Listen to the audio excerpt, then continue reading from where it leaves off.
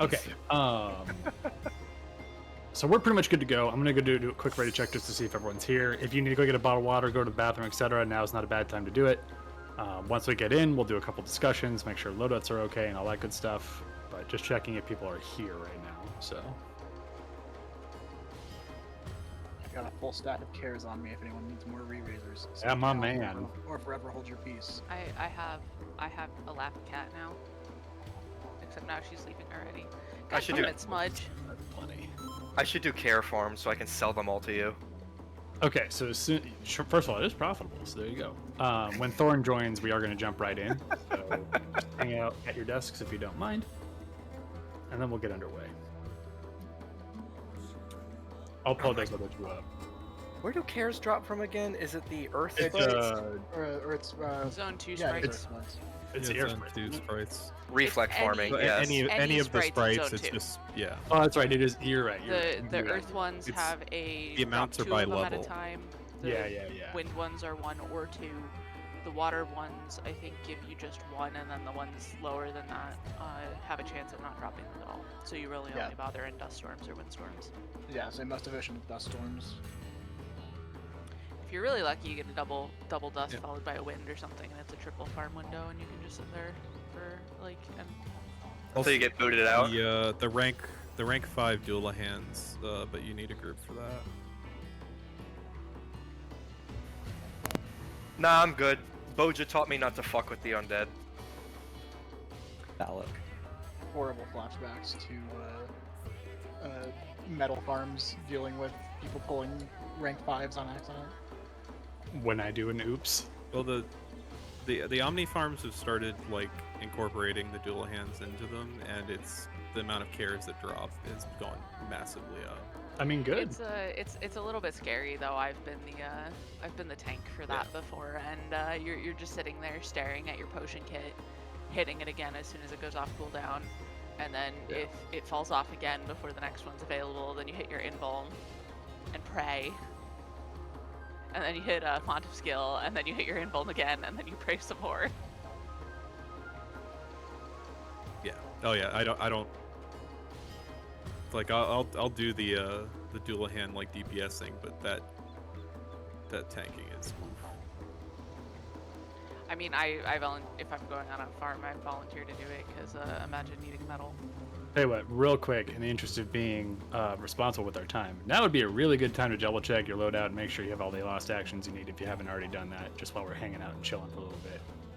We'll do it inside as well, because there is a chest inside if you don't know, the cache. But if you haven't done that this morning, you got a couple minutes, now would be a really good time to double check. If you need to refresh yourself with what actions you're supposed to bring based on your role, you can check the pins. I've got the loadout guide pinned in there. If you have any questions, you're welcome to ask. How many re-raisers do you recommend for Prog? That should be in the loadout for each job. Rare, are we starting with pures? Yeah, we're a little behind schedule, so let's just start with the pure in the essence of like if we Okay. get on for a shot, cool. So I highly recommend that you double check your Lost Finds cache and put a pure in your holster right now, so that as soon as we zone in, you can click it, and then you don't have to worry about forgetting it. Every time we load out, that's my recommendation. As vets will tell you, the leading cause of not having a pure is reinstancing. it's true.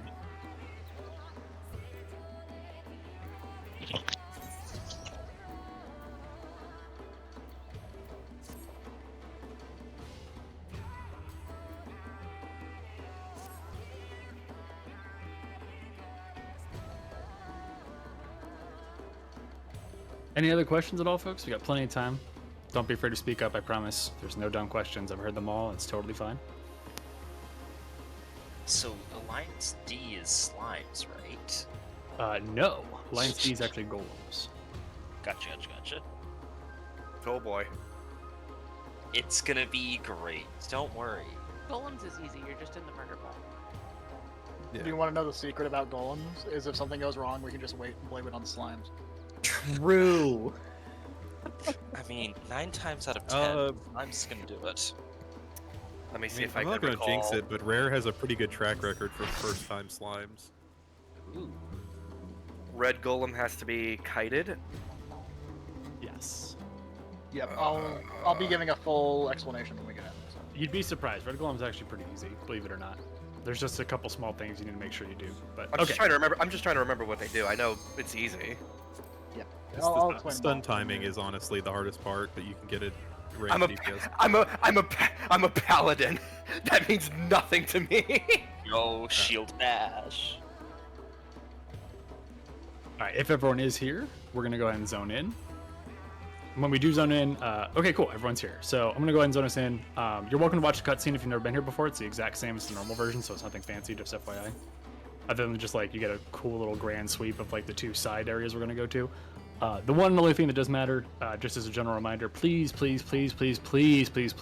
not go on the glowing pad until your party lead has told you that you're good to go.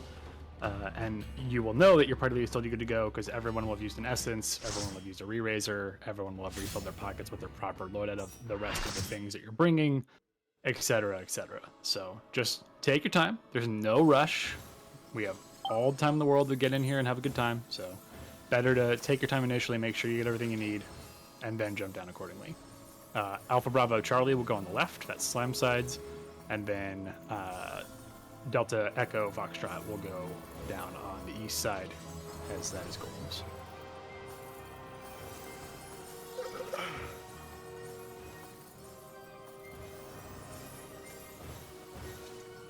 I always forget how dark it is in here. It's moody.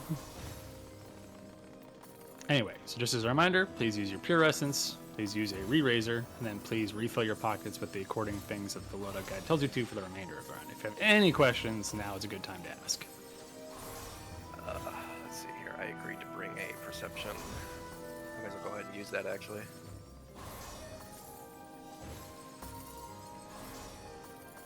Might as well go ahead and pop that because there are traps in some of these rooms. Yep, and like I said, Adris will do a full discussion of how Golems works, and I'll be doing a full discussion of how Slimes works. Now's not a good time for me to get tongue-tied. Healers, please just make sure you double-check who is bringing Steel Sting and Spellforge. Just make sure you both have each one covered. It is on the roster, but it's good to double-check with your partner just to make sure that they know. Just don't want to have an oopsie when we get to Queen's Guard.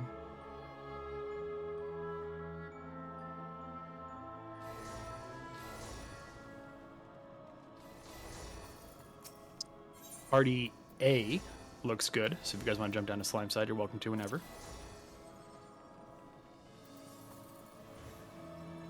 Oh yeah, that's right. If I'm perception, I'm basically sacking one of my damage outputs. Whatever. You are keeping others alive.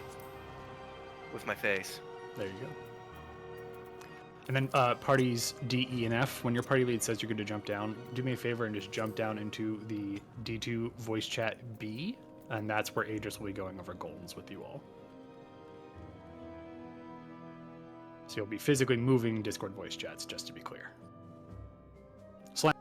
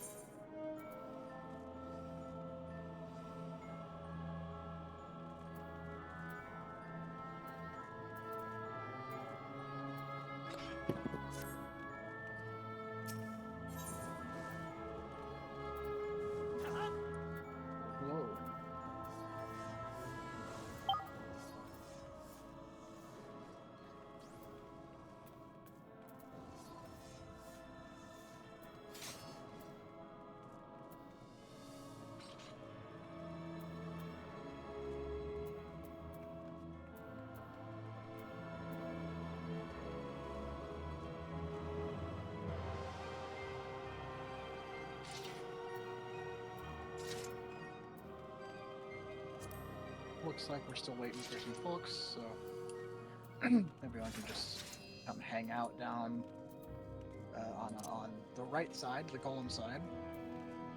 When you're ready to go.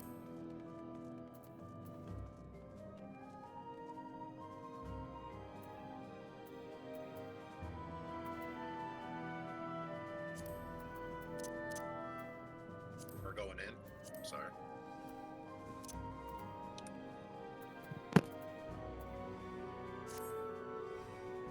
Alright, looks like we're missing one person in voice chat.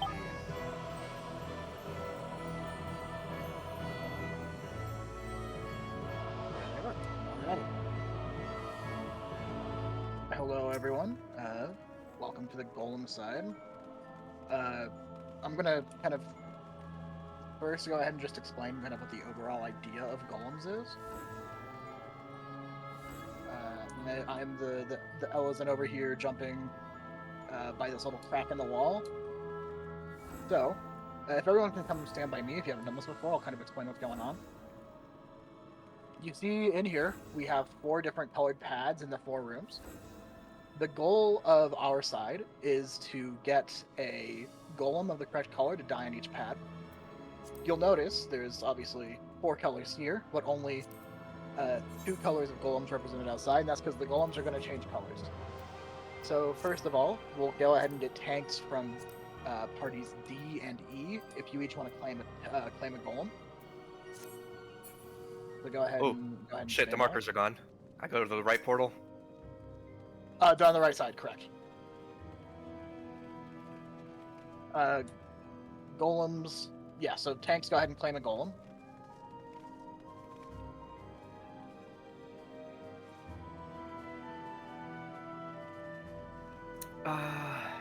If I recall correctly, it is the room opposite to the golem I take.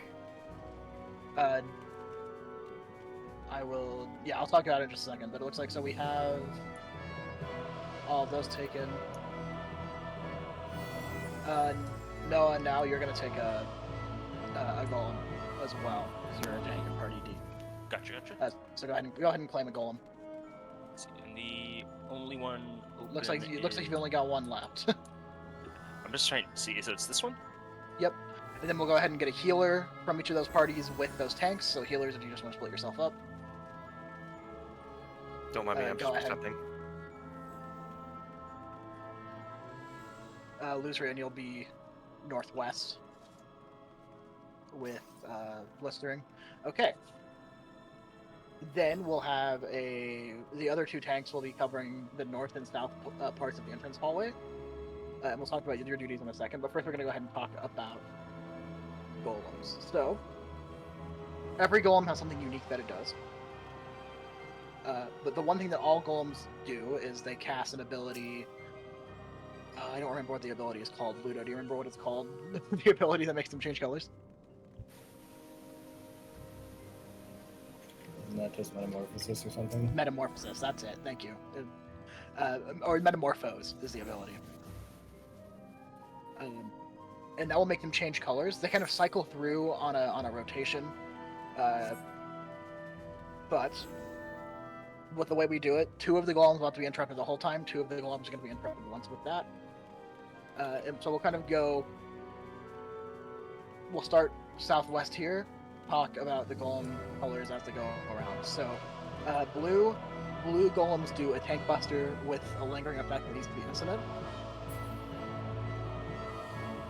White golems start casting compaction once they can start 30% health, which will heal them majorly when they hit when that casts. So we need to kill them before that goes off. Green golems will absorb the hallway golems that spawn, and those will give them damage up, so we just need to keep the hallway golems away from the green golem, which we'll talk about in a minute. And the red golem doesn't have a traditional aggro table, it'll tether to somebody, and it just hits really hard, so you just have to kind of kite it around the room. So, when we go in, your golems are going to get pulled to their respective rooms. However, as I said, you'll notice 2 of these golems aren't the same. The southeast golem and the northwest golem are actually going to swap rooms. So the southeast golem is going to get pulled to the northwest. The northwest golem is going to get pulled to the southeast. So Yeah, Blistering, you'll be pulling your golem into the white room. Zachary, you'll be pulling your golem into the northwest room.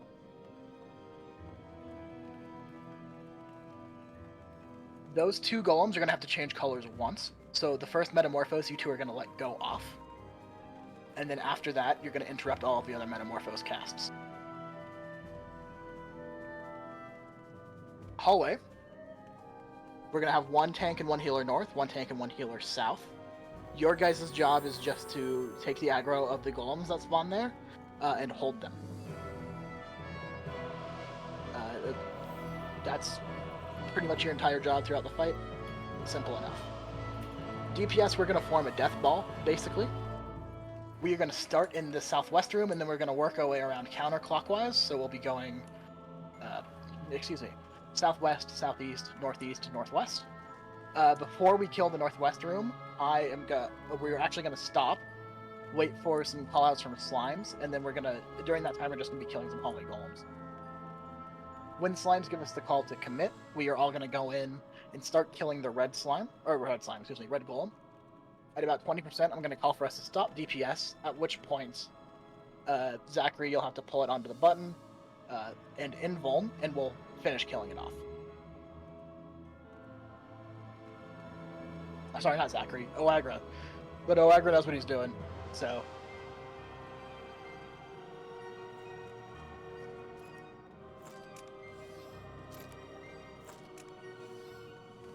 Sorry, this is the first time I saw, and it is early in the morning.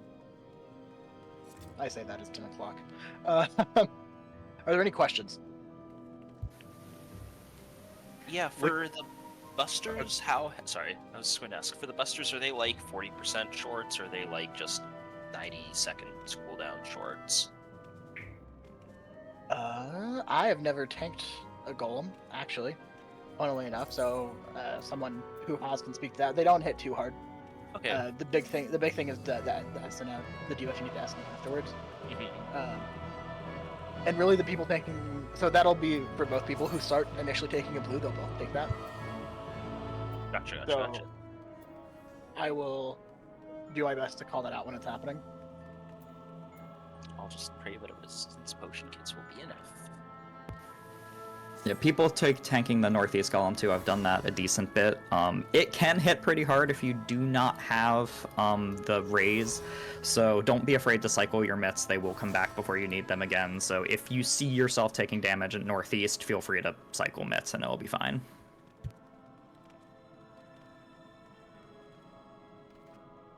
I don't think there's anything I missed. Oh, yeah. So after we kill the red golem, the final golem, we're going to go back out and continue to kill hallway golems. But at that point, they are going to be casting Demolish.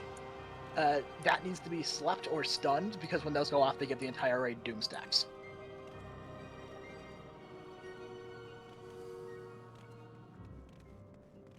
So if you're capable of casting a sleep or a stun, just be on the lookout for those. Hopefully we shouldn't have to deal with that for too long. At that point, we're just waiting for the slimes on their side to explode. Yes, Blistering, you are the white golem. So you'll be pulling into the southeast room. Oagra will be pulling into the northwest room. I'm the golem that dies last.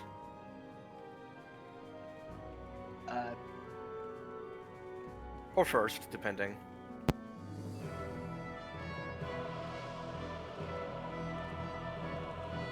Yes, northeast will be green. So you'll just be pulling straight into the northeast. Only those two rooms that I mentioned flip. The southwest and the northeast rooms are where they need to be.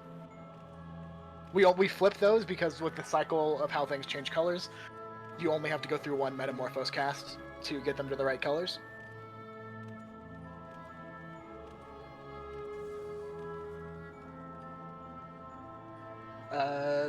Yeah, can we get some ready checks just to make sure everyone's doing well, and then we will call out our readiness. Saria said it in Say chat. Don't just like rush into rooms blindly. There are traps in them. Oh, Yeah, yeah, thank you. That's a big thing. Perceptors, we had a trap southwest. Southwest, one yes. north and one southwest. Yes. So yeah, wait for your perceptors to go in. They'll get the one in the southwest room, and then they'll also check out those top rooms as well. There is one in the hallway too, so don't just And there's run one in the straight middle down the of the hallway. hallway. Yeah, like I said in Say Chat, I will percept the hallway one immediately and then check northeast. If it's not in northeast and it's in northwest, it'll be a second before the trap shows up. So just don't run into a northwest until you've confirmed it.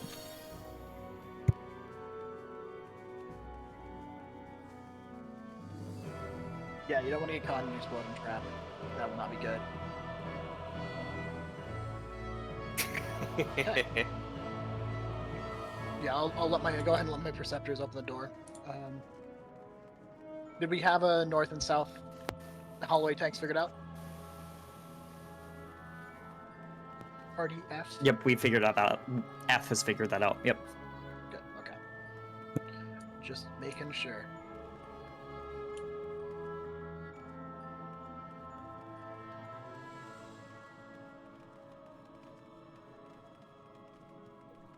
Oh, also good to mention, the hallway golems do not have a traditional aggro table either. They will aggro to the first person that hits them. What? Who pinged me? Oh.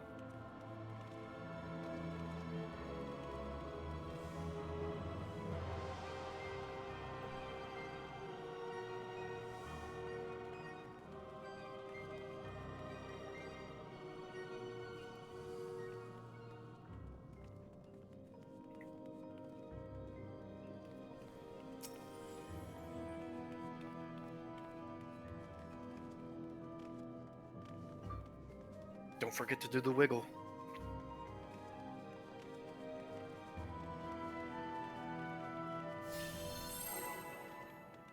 Alright.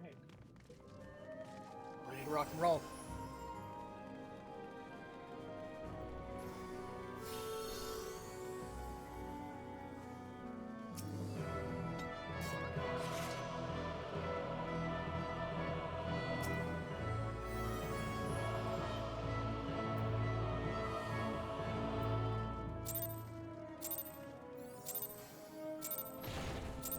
Alright, let things grab aggros on their golems, and then remember to wait for traps to be perceptive.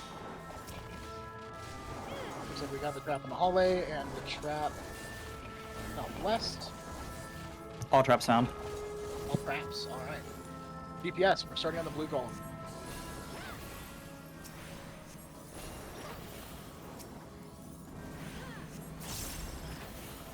This is that tank buster that's going to need Destinant, so healers be ready.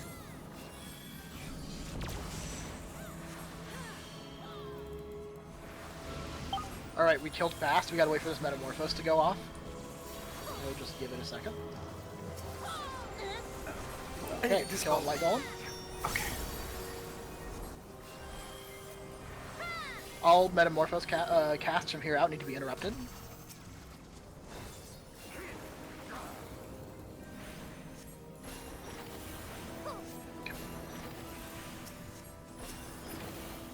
Okay, Med DPS, we're on to the green golem.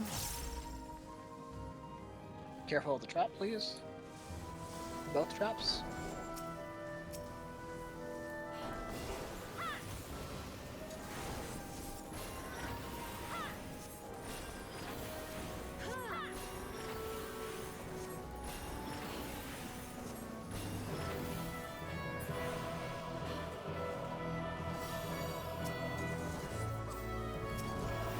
Okay, we're killing hallway golems. Do not go to the red golem. We can go ahead and split up north and south. And we're just gonna wait for slimes to be where they need to be at.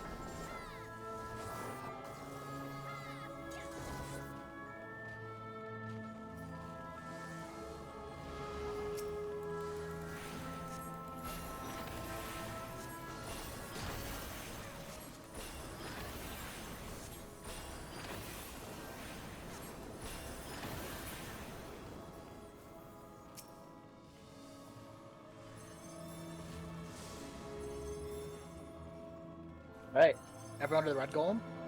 Reminder, we're going to be holding DPS at 20%.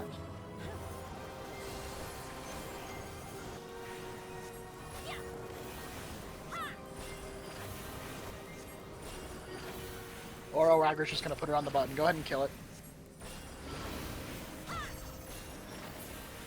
Okay. That'll work.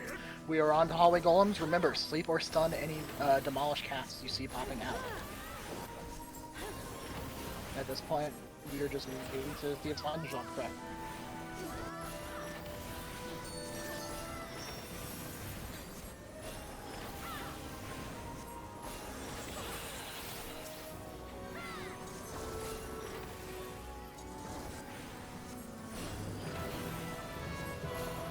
All right, nice job. Nice and clean.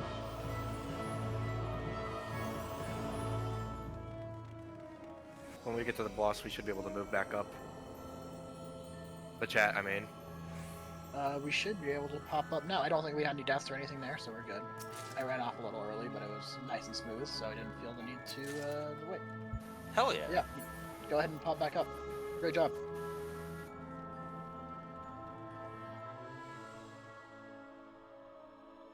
Nice and clinical golem side there. Don't Excellent. forget your personal loot. Glad to hear it. Okay, so how this works, gamers, is this is a fresh prog run. So for those who don't know, I'll be doing full explanations on all of the fights here on out. If you need to step away, that's fine. Just don't get AFK'd, so make sure you do wiggle checks every now and then while I'm talking. Sometimes it can be a little verbose. I'll try not to be, but it is how it is. So just make sure every now and then you know, just move your character. In general, when I say, is everyone good to go, I'll ask that you walk past this purple line. So for now, if you have any questions, concerns, etc., you can just chill behind the purple line, but that just lets me to know, like, you know, everyone's here, everyone's good to go, there's no questions, etc. So, okay. First things first, I think I already know the answer to this, but do I have a maintain volunteer? Yeah, I figured. Alright. Oh, we got a lot! Look at that! Okay. Tell you what. Soraya, you can be main tank. Osmond, I'll have you be my off tank if you don't mind. And I will mark you guys accordingly. I can hear my baby crying in the other room. I feel bad for my wife. He's taking the L, so I can do this right now. I appreciate it. I'll make it up to her later. Okay. I need 20 seconds, and then we'll start a Trinity secret explanation here.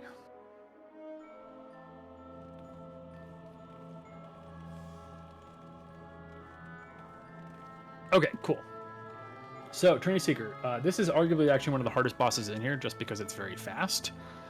If you've all done this in normal before, I shouldn't say if you've done this, you have to have done this to be here. But just in general, if it's been a while since you've done Delubrum Reginae normal, a lot of the mechanics are actually very similar to normal. They're just way, way faster, and they have combination attacks. So, in general, when you're resolving mechanics in here, you don't want to wait. Like the minute you see something that's on the ground, for example, one of the fourfold mercy slashes, it's already snapshot. You can run into it, it will not hit you.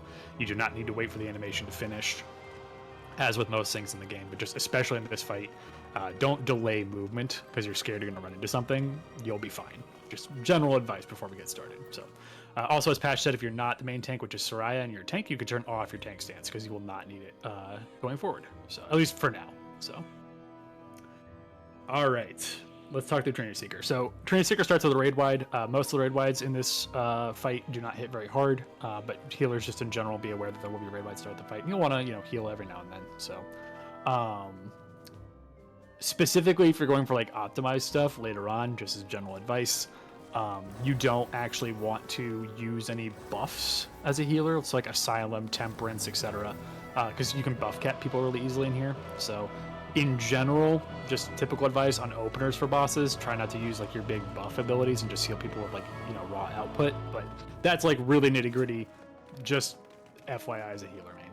Anyway, sorry, moving on to the fight proper. So it starts with raid wide. Fourfold Mercy is the 4 half room cleaves. They are very, very fast. You want to basically just be to the left or right or north or south of the boss. That is also how I specifically am going to call it. All my calls for this fight are going to be true north. So, again, I'll say either to be left or right of the boss, or north or south of the boss. And again, it's all true north calls, unless the boss gets wonky, and then I will call for something being boss relative. But ideally the boss is facing north at all times, and that's just not a problem. So just want to make you aware that, all calls are true north for this fight in particular. Actually, I think it's for almost every fight, but anyway, moving on. After Full Form Mercy is Seasons of Mercy. This is where you have the ice pattern, the ice lattice, like the pie crust. And then there's an orb that'll be on 1, 2, 3, or 4. Another ice lattice pie crust, and then the flower. How this works is basically you want to make sure you are standing safe from the ice lattice, looking away from the orb, which will be again on 1, 2, 3, or 4. I'll try to call it if possible where it is. The ice lattice is going to shift, so you want to make sure you're safe in the next ice lattice. And then you want to make sure you're away from the flower. To give you an idea of size, I think White Mage Asylum is actually a pretty good indicator of what the size is. So, for example, if the flower is on 3, assuming you have spell effects on, it'll hit 4 and 2. So you don't want to be on 4, 3, or 2 if the flower's on 3. You want to run closer to 1 or just really far away in a different direction. Because in general, it's just very big. If you get hit by one thing, it's not the end of the world. You won't die. But how these fights work, if you don't already know, is you'll have the thrice come ruin stack. So basically you can fail 3 mechanics and then you die. So you can fail 2 and live is probably a better way to say it. The worst possible thing to do is stare at the orb, because if you stare at the orb, you get petrified, and then you're just going to get completely fucked by other mechanics. So just in general, if you need to play it safe, just make sure you're looking away from the orb, which again is on 1, 2, 3, or 4. Okay, so that's Seasons of Mercy. After that's another raid wide, and then just a straightforward tank buster. So we just, just don't be by the main tank. Ideally, at all times with this boss, unless I tell you otherwise specifically, you just chill on the boss's butt. Nice and simple. So, okay. After that is a stacked tank buster, so Oswin and other tanks, if you want to, can stack with Soraya for that one. And then immediately after that is a solo tank buster where only Soraya can get hit by it or Soraya dies. It is funny, but we don't ideally want to kill the main tank. So whenever I call for a solo tank buster, please just respect that and get the fuck out of the way. Please and thank you. After that is Chains. You've all seen Chains from the fucking church vault place. I can never remember what it's called, where our boy gets shot in the heart by a giant fucking space laser from a fucking church knight zealot dude. Anyway, is it just literally the vault? There you go. Amazing. Make sure to wiggle, by the way. Pouring out for my boy Fortune Knock. Anyway, in all seriousness with chains, everyone just wants to stack on the boss's butt. You're gonna get a chain above your head. That is not the actual mechanic. Do not start running away when the chain is above your head. That is just telling you that chains are about to start. That chain above your head will disappear. You will get a physical chain debuff. That's when chains has actually started, and that's when you run away from the person you're chained to break the chain. Really simple, just run in a direction. If you see the person that you're chained with also running in the same direction, just run away from each other. It's not hard, you'll be fine, you won't die. Do it, I believe in you. So that's what happens with chains. We all stack together, wait for the actual chain mechanic with the physical debuff to start, and then run away from each other. After that is blades. Really simple. If the swords are glowing, you want to be standing in front of a platform. If the swords are not glowing, you want to be standing behind a platform. I will also call this for you, so you don't have to remember that. I'm just letting you know in general. Glowing swords means get in front of a platform.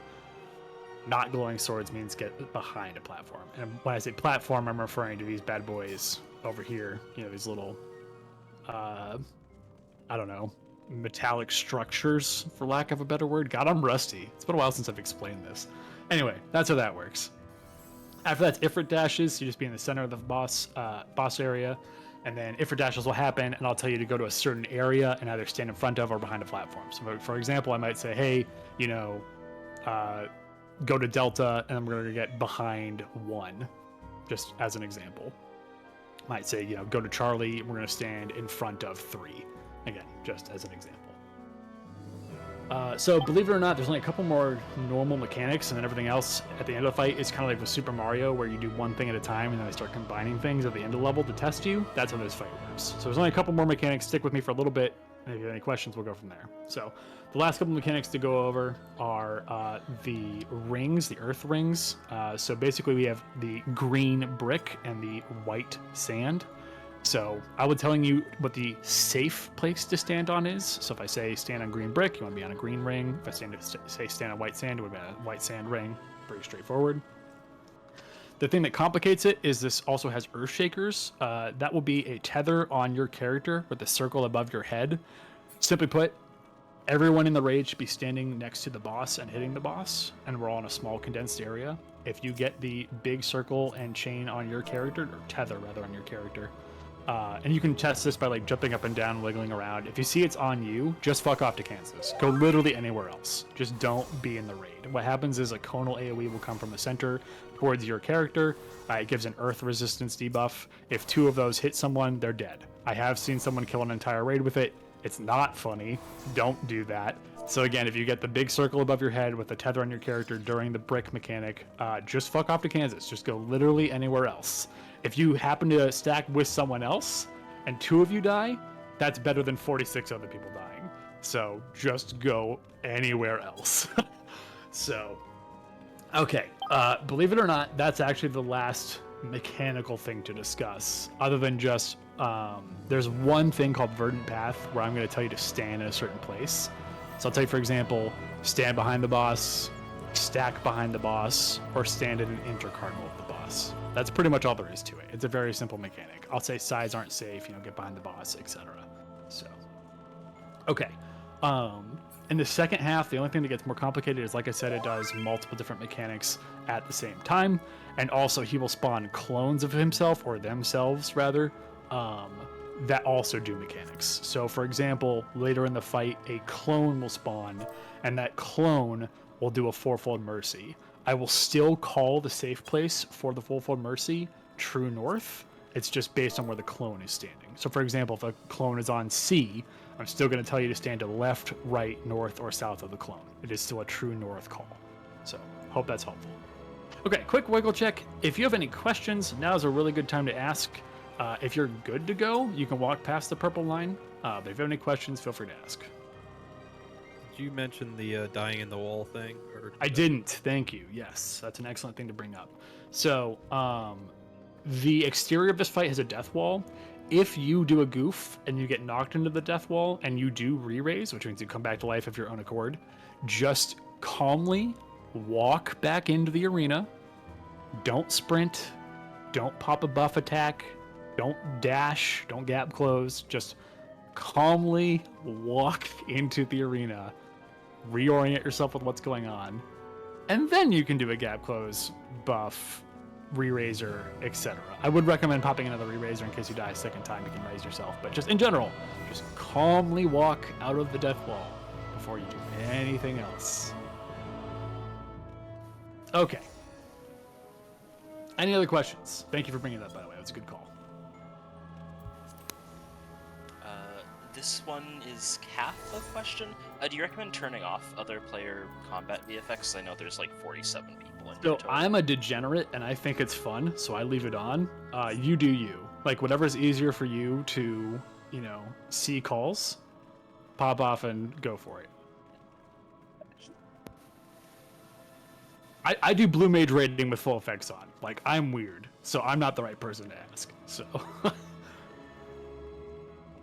How do your eyes feel when people cast Night Bloom? I'll probably have cataracts when I'm 60. It looks cool, though. All right. Any other questions? You'll have cataracts by next year. Yeah, probably. Okay. It seems like everyone has passed the purple line. Oh, I'm sorry, Thorn. Do you have a question? Why is it called Raiden? Because he's riding on a horse. My bad. I got you, fam. All right. It does look like everyone's good to go. I'm going to go ahead and start a countdown. And we'll get rolling. Just as a reminder, the fight starts with a basic ass raid wide and then immediately goes into fourfold mercy. All calls will be True North relative. True North, not relative, unless things are weird. The calls are relative to True North. That was still accurate. I suppose that's true. Oh, and again, in general, try to keep comms clear unless it's something urgent. You guys know the deal. You're adults, I believe in you. Okay, here we go. Have fun bursting. Raid bot's coming out.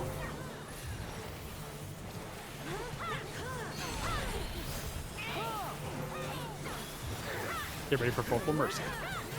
All calls will be True North.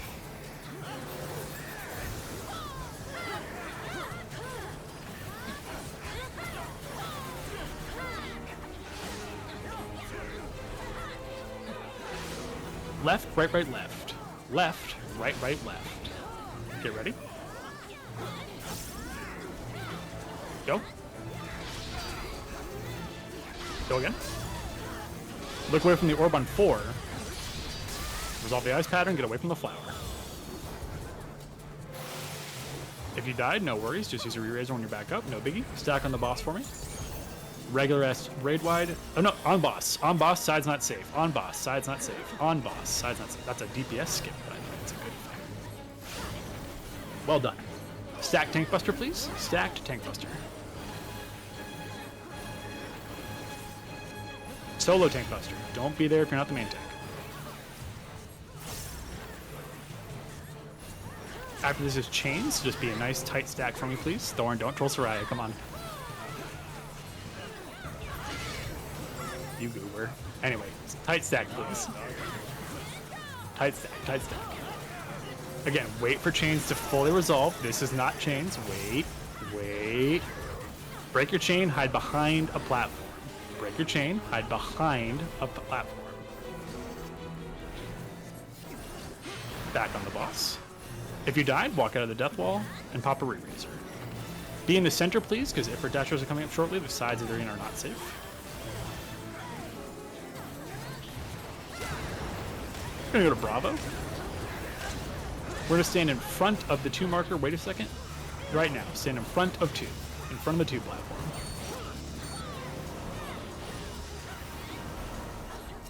Back on the boss. Raid wide. Nope, never mind. Just stack on me, big circle. Stack on the big circle. Another DPS skip. That's good. Okay. All right, just chill for a little bit. We're gonna have some clone line AoEs pop up shortly, but now's a good time to focus on damage, rezzing people if needed. Get ready to move shortly. Following this is gonna be the brick mechanic. Bricks and sand. All right, dodge this. Get on green bricks. Get on green bricks for me, please. After this will be Earth Shakers. If you get the tether, fuck off to Kansas like we talked about. White sand is safe. If you get a tether, go away. Again, if you get a tether, go away. Everyone else should be on the boss. White sand is safe. Looks good. Nice job. Green brick is safe, same thing. If you get a tether, fuck off to Kansas. Green brick is safe. Dodge clone lines. There's gonna be a regular ass raid wide coming up shortly, so healers just top people off. Try to get the boss center if we can. Alright, intercardinal the boss, boss relative intercardinal. Boss relative intercardinal. We did damage skip, it's okay. If you got hit by that, don't feel bad, it's a little bit harder. It's all good. Not a big deal. Be on the boss, please, if our dashes are coming out shortly. We're going to have a 4-fold mercy with these dashes. I'll tell you exactly what to do, so just listen to the call. Go to Bravo. Alright, we're going to start moving around with these clones. You can start moving now. It's going to be south, south, north, north after this last clone dash. One more clone. Okay, south, south, north, north. You can go now. South, south, north, north. Get ready. Go now. Look away from the orb on 2. Resolve the ice lattice. Resolve the other ice lattice. Don't get debated by these clone lines. Just finish this first. Oh, never mind. That's later in the fight. I'm trolling. We're fine. Stack up for chains. Stack up for chains. Run away from each other. Break those chains. Break those chains. Healers make sure to top people off. Raid wide, standard as raid wide, regular tank buster after this. Now's a good time to focus on damage and pump, res people, etc. If you're not Sarai, just don't be by Sarai. This is a regular ass tank buster. Lots of damage skips, which is good. Okay, after this is going to be the Earthen Ring mechanic with a 4-fold mercy. So you're going to be on like green brick or white sand while also dodging back and forth with the boss. I'll tell you exactly what to do. It's chill.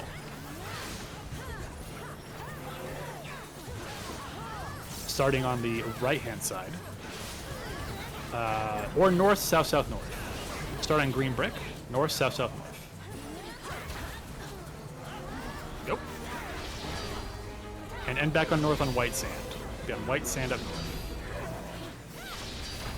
If you die, don't sweat it. That's one of the harder mechanics in the fight. It's all good. Green brick, please. Green brick. Green brick. And now just do seasons one more time. Look away from the orb on 2. Do the ice pattern. Now if you see clone lines, don't worry about them. Do the ice pattern first. Do the ice pattern first. Do the ice pattern first. Now move. Good job. Boss is dying just fine. We are perfectly fine on damage. So don't sweat it if you died. It's all good. Make sure Papa Re-Raiser if you did die. Where your line's coming out. But we're doing totally fine. Healers, if you have LB3, you can use it now, but otherwise save it. We're still a ways away. I kind of figured, but I'm just letting you know. So with the number of death, we might want to hold for it. Sides are not safe. Be behind the boss. Sides are not safe. You can keep on burning for now, guys. I'll tell you when to hold. We're good. So this next part is going to involve getting in front of or behind a platform, and then a clone is going to do a 4-4 mercy. So we're going to be north. You can start moving north now. And we're going to be behind a platform. You can start getting behind a platform. It's going to be left, left, right, right. Oh, sorry, no. Right, right, left, left of the clone. Apologies. So right, right, left, left of the clone. You can go now. Right, right, left, left of the clone. Get ready. Crossover. Healers LB free now. Healers LB free now. Kill boss. And break chains if you need to, but you can just kill boss. Okay, cool. Nice. That got most people out. So we didn't actually talk about it. You don't use DPS LB3 in here because it's actually a damage loss. You're so cracked on your usual rotation with all your buffs that it's actually I'm percepting with my face, by the way. Okay, just don't be behind Frost. They're going to go hit explosions. And then healers, if you're new here, what we normally do is you can see Zach and Promenko already doing. You stand on top of a body, you res them until it works. If you run out and you want someone else to do it, got one. Then you stand on top of that. So. And then, so Party F is doing the duel. If you're not in Party F, you can just go down the hallway to the right-hand side. Party F knows what they're doing, and they'll take care of the duel accordingly. So, Luda already went. Fantastic. So, for those who don't know, there's a duel happening where one person fights a boss all on their own, and it's actually required for later on. So, well, it's not required, but like it's really nice to have for later on. So, somebody has to go try it, or you can't yes, keep going. That is correct. Anyway, so Ludo has already gone and done that, which means we are good to go ahead and move on to Dahu. So I will do that accordingly. If I can find the markers, there we go. Okay. All right. We can really quickly discuss Dahu. He's not hard. There's just a couple rules to follow. So make sure to wiggle check every now and then while I'm talking, by the way. But this discussion is going to be relatively short, so this will not be long. Basically, he does some ground AoEs, and then he does some football charges where he's going to face a certain direction, and then he's going to try to, shoulder check you. So if he's up north facing south, you don't want to be down south, just as an example. He's going to do a lot of conal fire breaths where I'm going to tell you just, what's safe and what's not safe. If he's going clockwise or counterclockwise, they're just big cones of fire. You just stand to the side and move accordingly. The important part after that is called numbers. And numbers is the most important part. This is where I just need you to chill in real quick and pay attention. So if you get a number above your head, you will see these lion mobs on the outside of the arena, or the edge of the arena rather, close to the markers 1, 2, 3, and 4. What I need you to do is if you have number 1, go to the 1 marker, number 2 to 2, 3 to 3, 4 to 4. You don't actually have to physically be on the marker itself. What I specifically want you to do is stand on top of a cat, the mob, next to that marker. And long story short, the reason why you do this is you're making a safe spot for a mechanic later on. That's why it's actually like genuinely important that you respect numbers. So when I say numbers is happening, check your head. If you have a number, stop what you're doing, pop sprint, go to the according marker, find a monster standing close to it, and stand on top of the monster. And then, goddamn, Ludo's good. He's already done. And then you'll get hit by a fireball. It kills the monster. That's the important part. He does some left-right smashes, some knockbacks. I'll tell you to use your anti-knockback if you want to. You can use dash cancels and stuff like that if you're a cool sicko gamer. We kill some ads, and then we do numbers again. Dahu's not hard. I'm going to explain what we do as we go. So if you're good to go, walk past the purple line for me.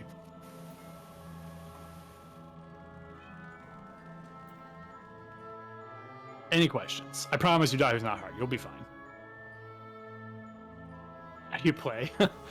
Poorly. That's my answer.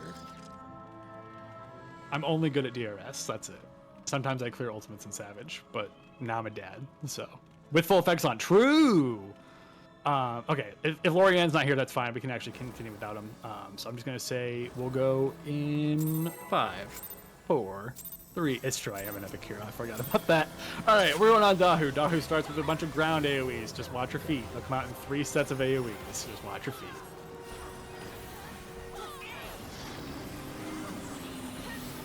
Keep watching your feet.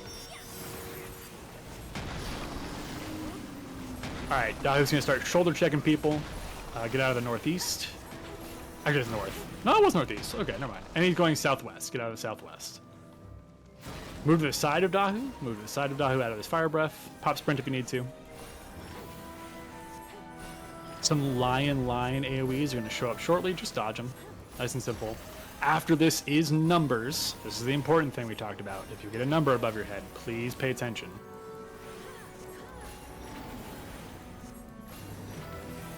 Alright, numbers is starting shortly. Numbers are out. Please double check. If you have a number, you need to focus on that mechanic. Go to an ad next to that marker.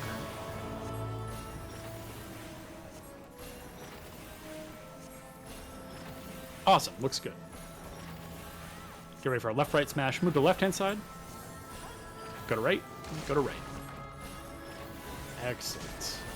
Find an open spot. Any open spot's fine. That's why we do numbers. Any open spot's fine. You can dash cancel this if you're a cool sicko gamer. I did it too early because I'm bad. Look at all those cool sicko gamers. All right, he's going counterclockwise. Just don't be in front of Dahu as he spits fire breath. Just don't be in front of Dahu as he spits fire breath. Counterclockwise. Northwest is now safe. It'll remain safe for the rest of this mechanic.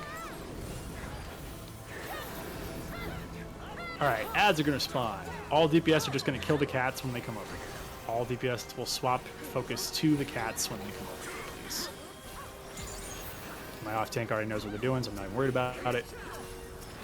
All right, DPS, as the cats come closer to us, please kill the cats. All DPS is focused on cats. You can AoE, feel free to do as needed, but all DPS is killing cats. Damn, you guys are sickos. Not even here yet and already dead. Whew. Alright, now we're going to do Dance Dance Ultimate Revolution. Watch your feet. There's going to be ground AoEs, line AoEs, left-right smashes, all kinds of fun stuff. So just watch your feet. Play it safe. There's no rush. Hit to the left. Move right. He'll die. Sick. We didn't even see numbers 2. Based. I will stay to res Osmond when he gets back in. Okay. Yeah, I'm also sticking around. This is personal loot as a reminder, so always take your loot. It is your loot. You earn that loot. Don't forget it. That goes on Trinity Seeker as well. If you forgot Trinity Seeker's loot, go back and get that shit, because that was actually kind of important. So, just friendly reminder, all loot is personal loot. So, we got plenty of time. Take your time. Go get your loot.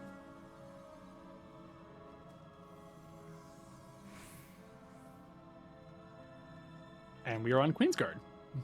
Fantastic. Would you say it's a symphony? A symphony of success? Whoop. Had auto run on. Alright, Sarai's already called Warrior Gunner. Fair enough. Okay. Put my markers for Queensguard. There's my markers. Cool. Alright guys, same kind of deal. We'll talk through the boss for a couple minutes. I'll try not to take too long. This one takes a little bit to explain just because there's 3 distinct phases of the fight. It's not difficult, but there's just a couple things to go through, so. Alrighty. Queensguard. So this is, in my personal opinion, the easiest fight in here. That's not to make you complacent, like you still want to do it correctly, but it's a bit more low-key in comparison to Trinity Seeker. Stuff doesn't go off as fast, you have more time to react to things, etc. So, alright, tell you what, while I'm talking, if the tanks want to claim their stuff, they're welcome to. Thorn Sarai, I already have yours registered. If you're a tank and you know what you're doing, you can claim a role. If not, we'll cover other stuff later. So, alright guys, I'm going to talk through the first third of Queensguard, and we'll go from there. So at the very beginning of the fight, all 4 ads are here at the same time, and all they're doing is just spamming raid wides. They do hurt a decent amount, so healers just want to make sure you're healing through them. But basically, the DPS can just go fucking berserk and ideally AoE combo all 4 of them at the same time, doing a shitload of damage. Then they'll disappear. We might even skip some raid wides based on how much damage we have, so that's kind of cool. And then after that, the Knight and the Warrior will spawn, and those are our first real phase of the fight. So the Warrior goes to the wall, and the Knight will be in the center. Also, as you can see from Oswin, you can actually walk up to the bosses right now, and they won't aggro. But if you touch them, then bad stuff happens. So you can go up there, just you know, don't poke, just leave them alone. But you can walk up there, it's fine. So anyway, so what we're actually gonna do is in the first phase, there's basically the sword and shield phase. And that determines essentially how certain mechanics like bombs, for example, work. So at the very beginning, we're going to get either a yellow or purple tether, and that will determine whether we're using Steel Sting or Spell Forge. So let's quickly discuss how that works. This is just for this phase of the fight, but it is an important one. So these guys are going to make themselves immune to one type of damage, either physical or magic. Your healers have come equipped with various items, Steel Sting and Spellforge, to make it so that your class will do all of one damage type, even for the classes that do mixed damage like Red Mage, Ninja, etc.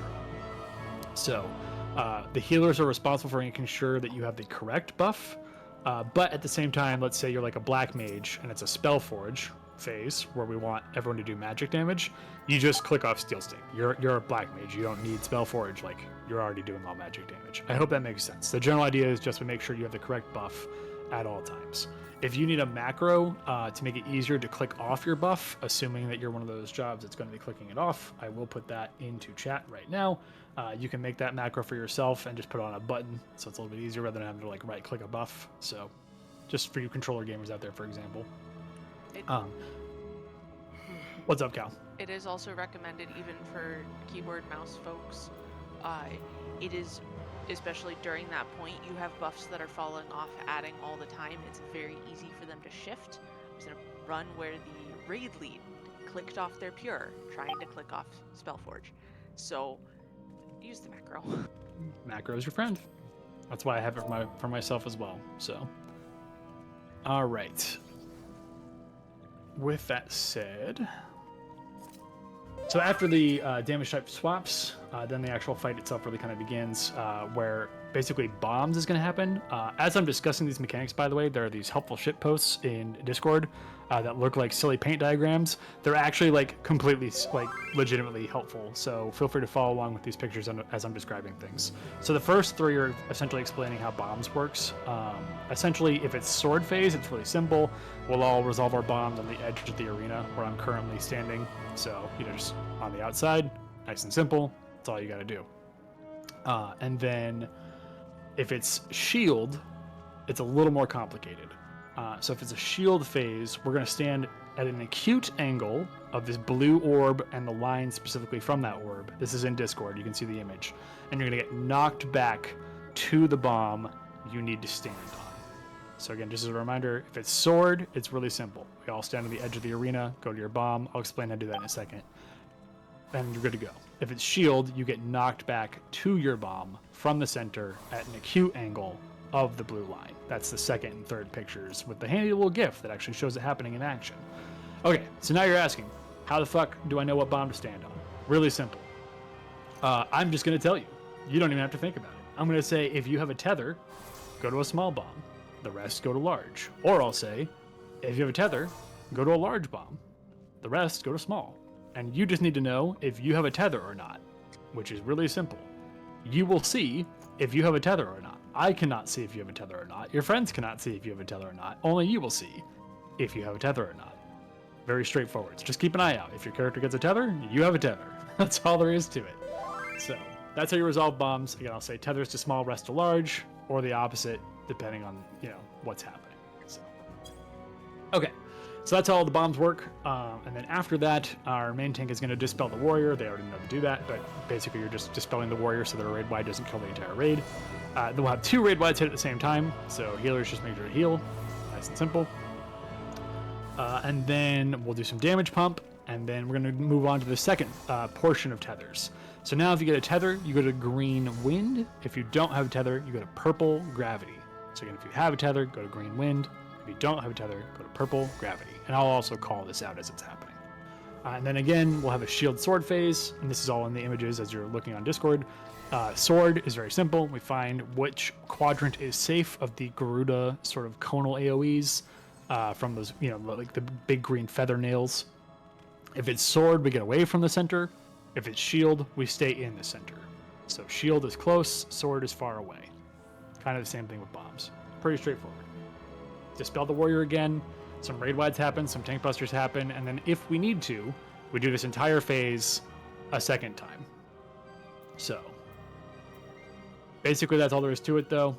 So healers and everyone else, you're buffing people as needed for the Spellforge and Steel Sting portion of the fight. And then we do bombs, and then we do the wind lightning tethers with in and out mechanics as needed. Any questions on the first third of the phase? I know it sounds like a lot. It's genuinely not that bad. It just sounds like a lot. It's a lot of sort of distinct individual mechanics that are themselves not super difficult.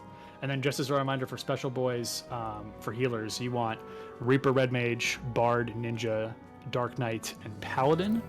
Those are the classes that will always need one of the buffs. So healers, if you have a special boy, you can check right now. Again, it's Reaper, Red Mage, Bard, Ninja, Paladin, and Dark Knight.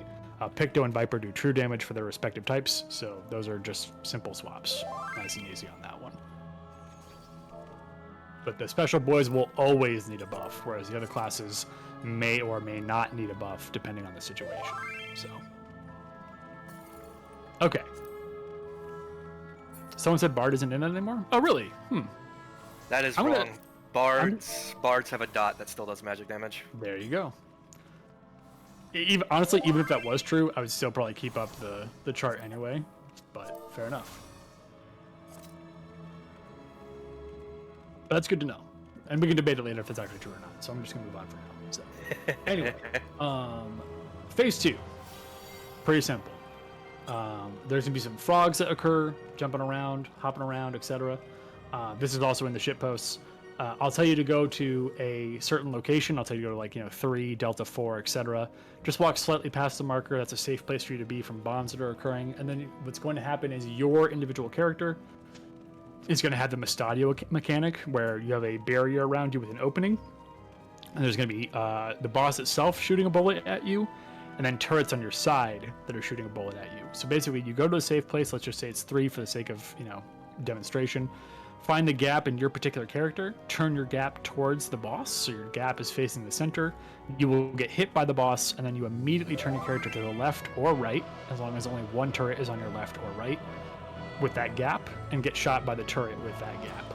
Again, this is also in the shitposts that are actually generally helpful, so you can refer to those in Discord. But long story short, you go to a safe place I tell you to go to, turn your character towards the boss with the gap that you have around your character, and then immediately turn your character to the left or right with a turret that is also going to shoot you. So, okay. After that, phase 2 is pretty straightforward. My turret tanks will turn on their tank stance. Some sniper turrets will spawn. Everyone's going to go kill those sniper turrets before they kill us all. And then we go back to killing the bosses. Then we have fire and ice portent, which you've all seen from Castrum. Quick wiggle check, by the way. Make sure to jump, move around, etc. real quick, just so you don't get AFK'd. Anyway, you've all seen in Castrum, if it's fire portent, don't do anything. Literally nothing. Sheath your weapon. Don't jump. Don't emote. Don't move. Don't attack. Just stop. If it's ice, just move. As long as you're moving, you're fine.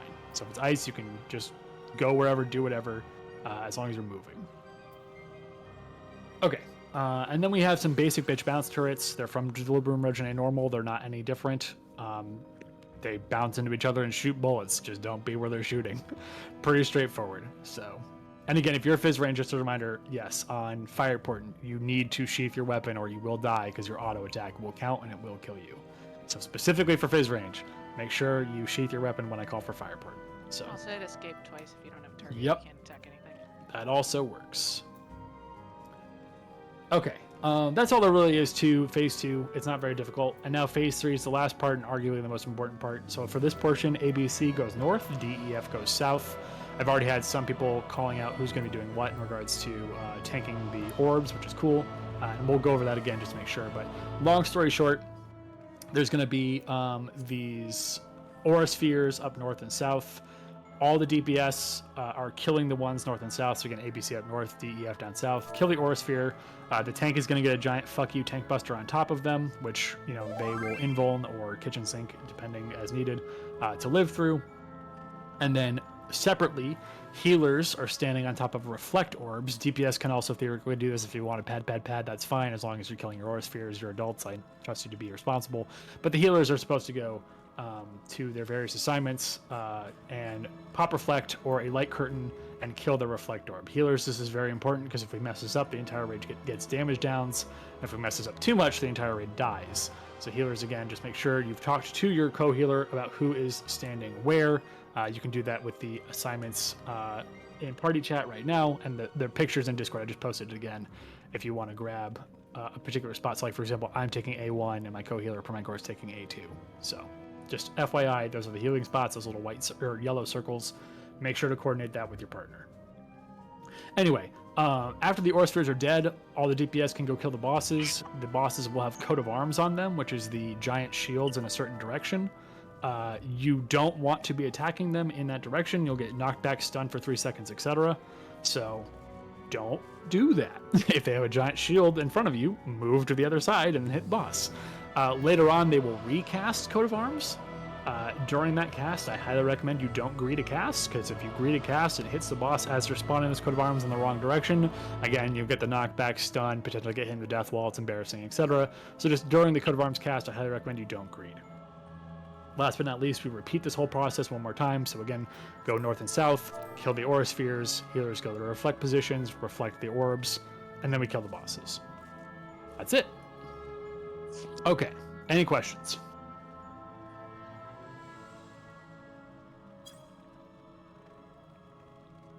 Yeah, that's it. Simple as. Just do the mechanic. Make sure to refresh protect on your tanks. No one else needs protect at this point, just the tanks need it. If your party doesn't have shell, make sure to give them shell, please. And then healers, just be ready with that Steel Sting Spellforge. You don't have to start doing it now because it's a 5-minute buff. If we get lucky and we get the same one twice, we'll only have to do it once. So I will actually tell you to start doing it during the 30-second countdown. So healers, you'll start doing Steel Sting and Spellforge during the 30-second countdown. So, okay, if you have a question or a concern, etc., be behind the purple line. If you are good to go, you can actually walk up towards the boss. Just don't pull it, please. But you can walk up towards the boss if you're good to go. Any questions, comments, concerns? We have plenty of time. There's no rush. So, and who knows? I might call something wrong. It'll be really funny anyway. So, it's happened. Yes, let's do tank responsibilities one more time. That's smart. Okay. Tanks, just go ahead and call out what they're doing one more time in shout chat, please. And just tanks. Please keep shout chat clear for a moment if you're not a tank. Got my north one. Okay, I'll get my norths and souths, my warrior gunner. I just need my soldier knight. Okay, I need east turret. I need one tank to volunteer for east turret, please. It's really easy. You just pick a background on a turret and pop your invuln. Super easy job. Ruska's got east turret? Okay, cool. Ruska, I will tell you when to invuln, just so you know, so you don't even have to think about it. Just get aggro on the east turret right away, and then I'll tell you when to invuln. So. And Ruska, what tank are you? Like, class-wise? Warrior? Perfect. Okay. Because if you're a Dark Knight, we gotta make sure we take care of you. But if you're a Warrior, you're fine. So, okay, cool. All right, gamers. I think we're good to go. I'm just gonna do a quick ready check. So I'll probably just hit me with a quick ready check just to make sure we're all set. Everyone's here and we're good. And then I'll start a countdown and we'll start doing Steel Sting and Spellforge.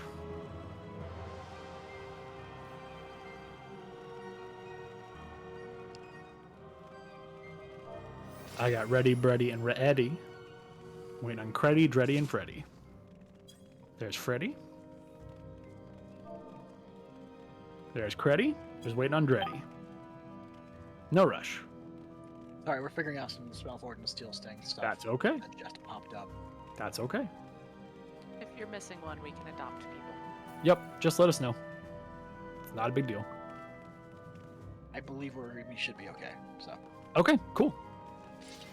All right, guys, I'm going to start a full 30-second countdown. Healers, when this countdown starts, you can start dishing out Steel Sting and Spellforge. And here we go.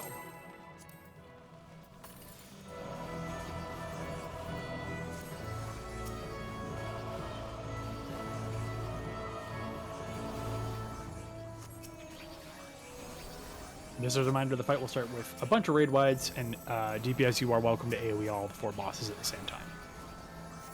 Tanks, just make sure you pick up aggro, keep aggro, and, you know, heal people.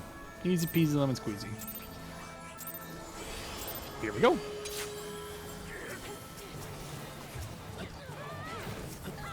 Make sure to heal your tanks.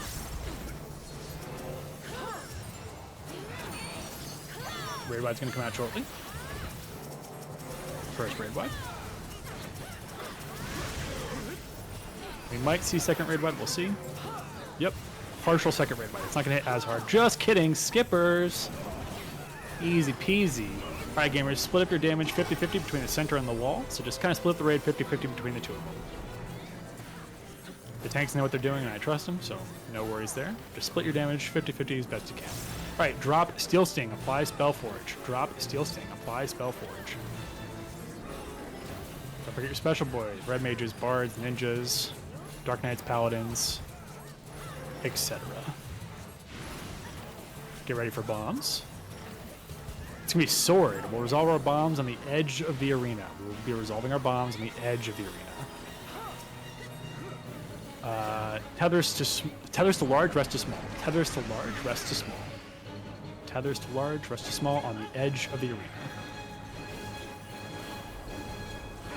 Center is not safe. Okay. If you had a tether, get ready to move. Move into an explosion. It's a safe spot.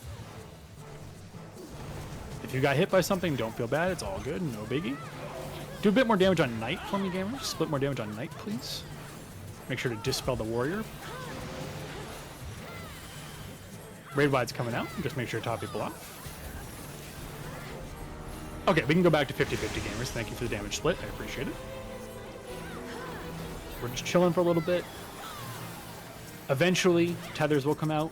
If you get a tether, go to green wind. If you do not get a tether, go to purple gravity. Tethers will be coming out in just a little bit. In fact, if you have a tether right now, if you do, you're going to go to green wind. Move accordingly. Make sure you're in one color, green or purple.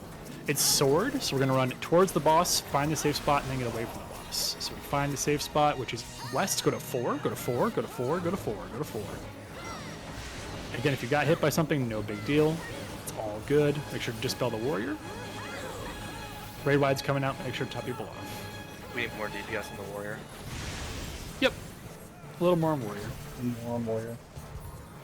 Tank buster. We can stop DPS on the knight. We can just basically go hard on warrior for a second. All right, now we can split 50-50. They're both low enough that they'll die at the same time, so we should be fine. So I'm not worried about it. Drop Spellforge, apply Steel Sting. Ideally, just kill the boss quickly.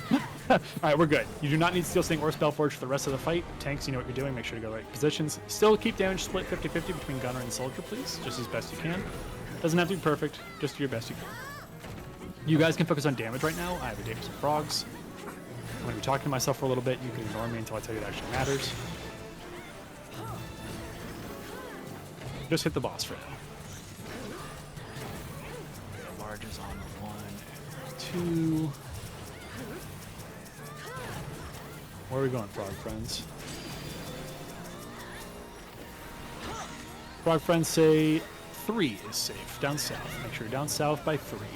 You're going to get a ring around your character. Face it to the center of the arena. Make sure you're aligned with 1 turret. Check your left and right. Make sure you're aligned with 1 turret. First, face towards the boss. Get ready to turn. Get ready to turn. Wait. Turn now. Turn towards the turret.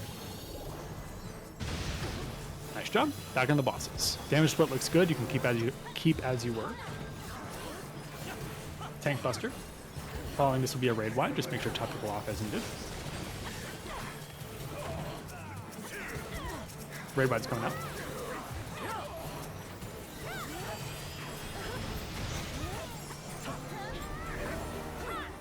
Turret tanks. Please turn on your tank stance. Turret tanks. Turn on your tank stance and get ready for your turrets. All DPS will be swapping to turrets, just as a reminder. All DPS is swapping to both turrets. There are 2 turrets to kill. Turrets are out. Please establish aggro and kill turrets. Burn and burn and burn. Tanks you can invul. Tanks you can invul.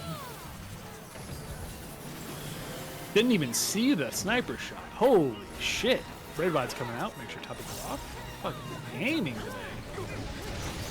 You guys are crazy. All right, get ready for fire or ice port. If it's fire, do nothing. If it's fire, do nothing. If it's ice, just get do nothing. If you escape twice, do nothing. Don't move, don't emote, don't attack, nothing. Nada. Zippo. You're good? Nice job, guys. Alright, kill the bosses. We can move on to phase 3. As a reminder, Alpha Bravo Charlie is going to go north. Delta Echo Foxtrot's going to go south. You can go north and south now.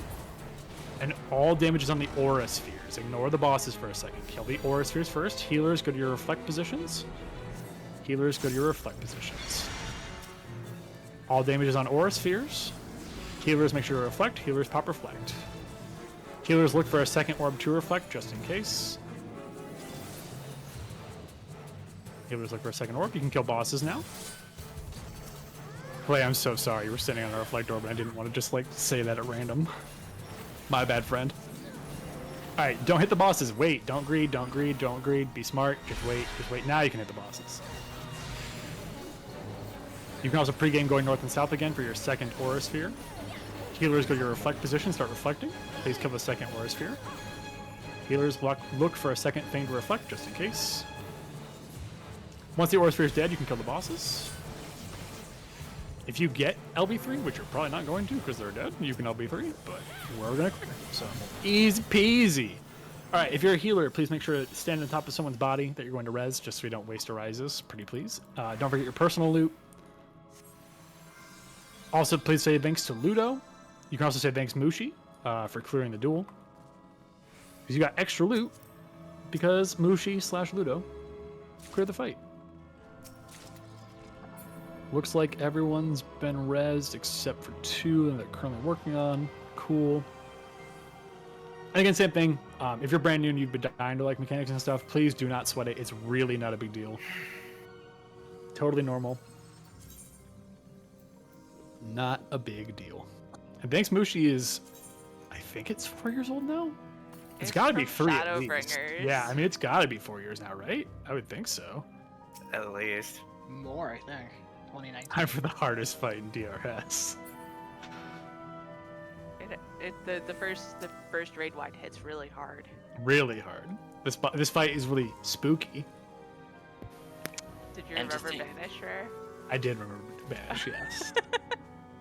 But did my party bring Lost Aether Shield? Because I sure didn't. I can't believe the main tank let us down. I'm not the main tank, I'm the off tank. It's my job to betray you. Oh, I'm sorry. I thought that was, I'm not going to lie. I thought that was Blistering Frost. That is now. It is not Blistering Frost. My bad. Okay. I thought Blistering Frost was just doing a bit. Oh yeah, that's right. I need Aether Shield for this, don't I? Hang on. Well, I'm out of perceptions now.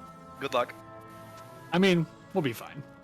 I can percept with my face again. It's fine. You can. We can't face percept in area here because if you face percept the Well, mini no, we can't continue. in Stig is what I think they were referring to. Not in the hallway. Yes, the hallway would be bad. We don't want to face percept the hallway. Let's wait on Kai to get up real quick. There's a trap right on the bridge to Stig. Yeah, I can just start talking through fandom, actually. I don't need to wait. Plus, Kai just got... I don't know why I waited. I could have just been explaining this whole time. Sorry. Inefficient on my part. Anyway, let's move forward and talk about Phantom real quick. This fight's not hard. There's a joke that it's hard and that it kills people and that, you know, we lose runs on Phantom, which has never happened in the history of CEM. And if anyone ever tells you otherwise, they're definitely lying. So, okay. Really simply put, how this fight works is there's going to be various donut AoEs that we want to utilize for safety purposes. They'll either be on the alpha or delta side to start, and then later on in the fight, they'll be in other areas depending on as needed. But basically, I'm just going to tell you to stand in certain places. So I'll tell you like, hey, go to D and follow the donut down. When I say follow the donut down, what I mean is if you look where I am right now, I've got the circle mat as a reminder. There's these little circles on the floor. These annotate the safe place for each donut as it's moving. So like you'd stand here, and then you'd shift one over and stand here, and so on and so forth. I don't want to pull the boss, but you get the idea. Just look at the little circles, use those for your safety place. So, And then likewise, other shapes are going to happen, some circles and rectangles. So basically, if it's a rectangle, you can't stand there because it's going to be a giant line AoE. If it's a circle, it slowly makes its way towards us. So we use that for safety and then we move out of it. You don't really need to know that. Basically, I'm just telling you, hey, stand on 4, wait a little bit, go to 3, wait a little bit, go back to 4, etc. Now, the most important part of the fight, the ad phase. Healers, my friends, and paladins. Hi, I see you. I respect you. Saviors, cure 4s, etc. The healers have to win at this mechanic. That's just a rule in my fights because we're based. So really simply put, there's white ghosts that we kill by healing them, and then there's red ghosts that the filthy DPS kill by killing them. How just barbaric, right? We could be healing this whole time. So long story short, there's three waves of ads, and we heal them on the white ghosts and kill them on the red ghosts. For the third wave that spawns up north, I will be using Benediction on it. White Mage's OP in here. You can just instantly kill it with Benediction. It's really cool. So feel free to do that on other ones.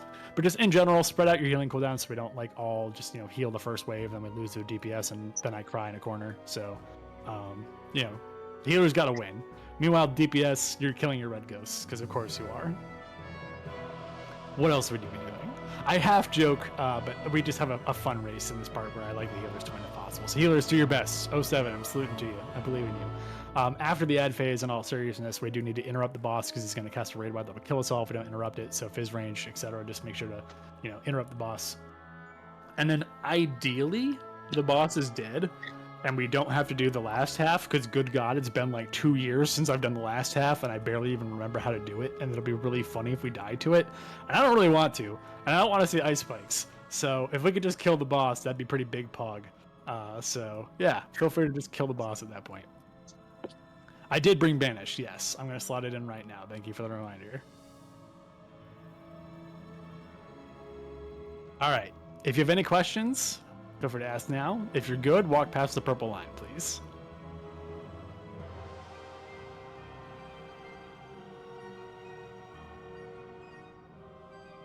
Just to check, Kieran, do you need a second, or are you good?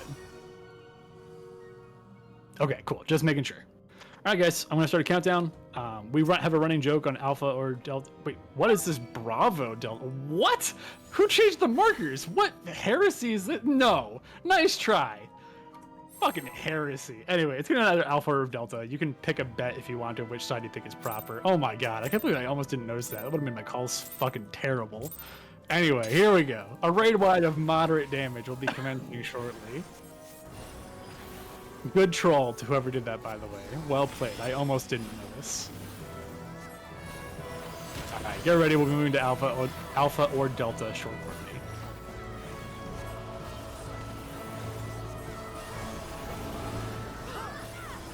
We're going to Delta. Oh my God, Charlie Bravo got flipped. God, you guys are the worst. All right, it's fine. It's fine. I'll just call it anyway. Trust the markers. I'll call it appropriately. Getting trolled out here. Follow the donut down, by the way. Use the little circles on the floor. Follow the donut down. Play it safe. There's a death wall at the end. Don't get stuck in the death wall. Don't be silly. Pay attention. All right, we're chilling here for a second. Uh-oh. Go to 3. Luckily, at least the numbers are in the right spots, thank God. I let Banish fall off for a 4th of a second. I failed as a human being. We're going back to 4th. No, this is inverted. Never mind, we're on 3. I'm trolling. Sorry, this is inverted. See, that's rust right there, ladies and gentlemen. That's just pure rust.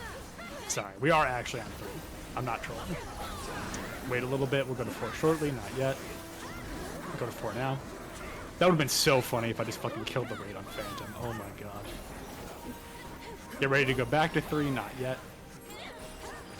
Go back to 3 now.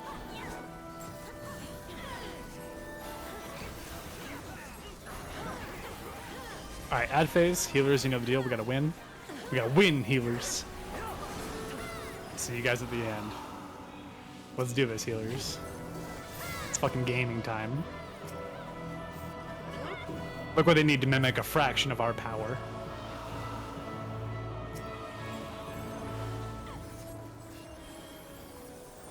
Alright, healers, last phase. We gotta bring it home. I got the north one.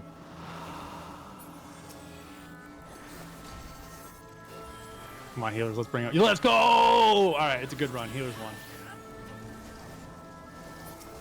All right, you can interrupt the boss and please kill the boss. I don't feel like doing the next mechanic, so let's just kill the boss. I almost fucked up the first half, which would have been really funny, but I'd just rather not. All right, there is personal loot here. Don't forget it. It's right in front of you. Traps ahead. Do not run forward. Only tanks can run forward, please. If you're not a tank, don't kill the raid. Just let tanks go pop the traps. Don't be silly billies. There are also going to be traps downstairs. Please be careful. And also, please don't take the trap. Crazy. What's up? Is that you actually don't need to know if it's inverted or not. If you look at the thing, it's just glowing. Oh, I know. Yeah. But also the second one is always inverted. I know that. I'm just dumb. I didn't And by know dumb, I that mean rusty. The right You didn't notice they glow? glows. There's Yeah, the yeah. mini trap. All right, yeah. Please be careful. Just in all seriousness, don't touch the traps in here. Not even as a bit. So. Yeah. I was last time in here. I was like calling this. I couldn't. I was like, I had a brain fart. And then, like, Jordan made fun of me. He's like, dude, it's just the glowing one. I'm like, oh, wait, really? All right, guys. We are going to take a 5-minute break. This is your scheduled mandated union break. You have a full 5 minutes. But please remember, you can get AFK'd in here. So take 5 minutes. Don't make it 8 minutes. Take 5. And make sure to wiggle before you leave. So we'll be back at 39 after the hour. Mandated union break. See you in 5 minutes.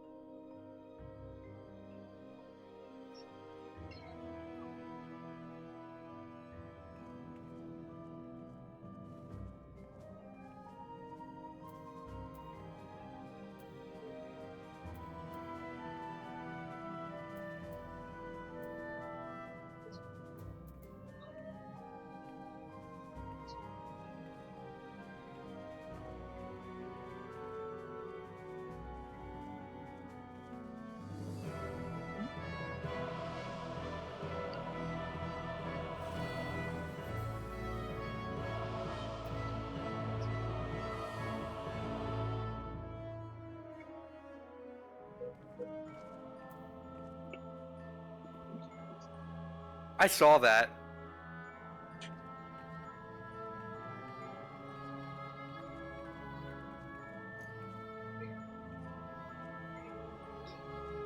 Nothing changed.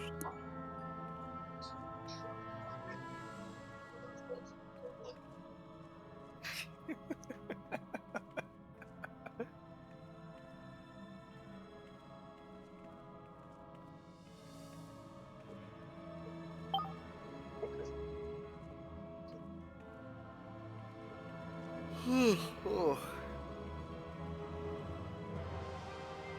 Narcoleptic.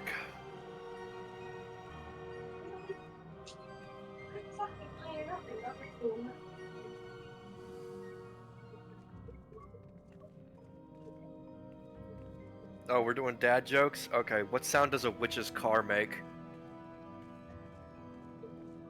Broom. Broom!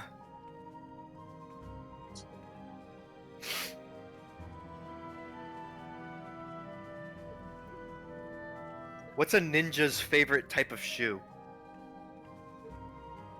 A sneaker. You could have gone for a shuton. And I'm honestly kind of disappointed.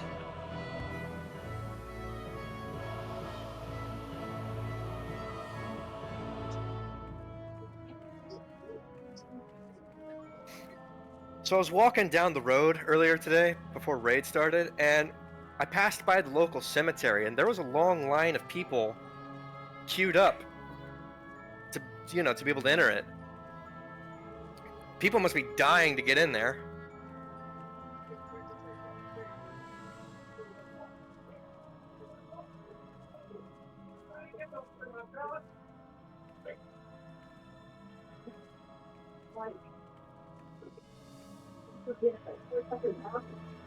I'm trying to remember some of them, but without Googling them.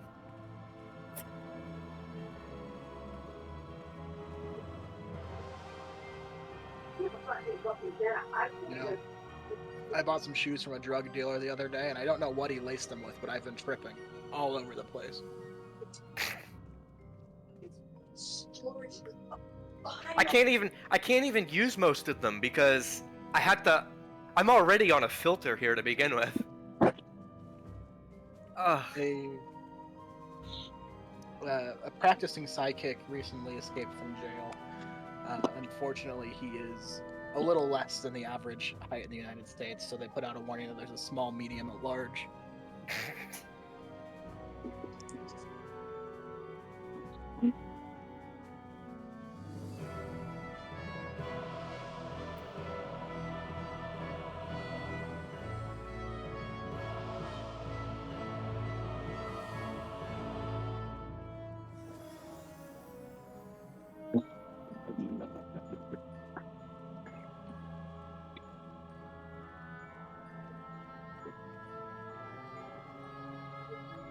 Hello, our union mandated break is over. Make sure to wiggle check if you haven't already. Here we go. I got another one. Why do seagulls fly over the sea?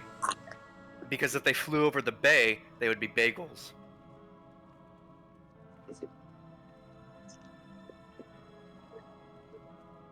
I've got some really good dad jokes now. I'll save them for later, but I got them.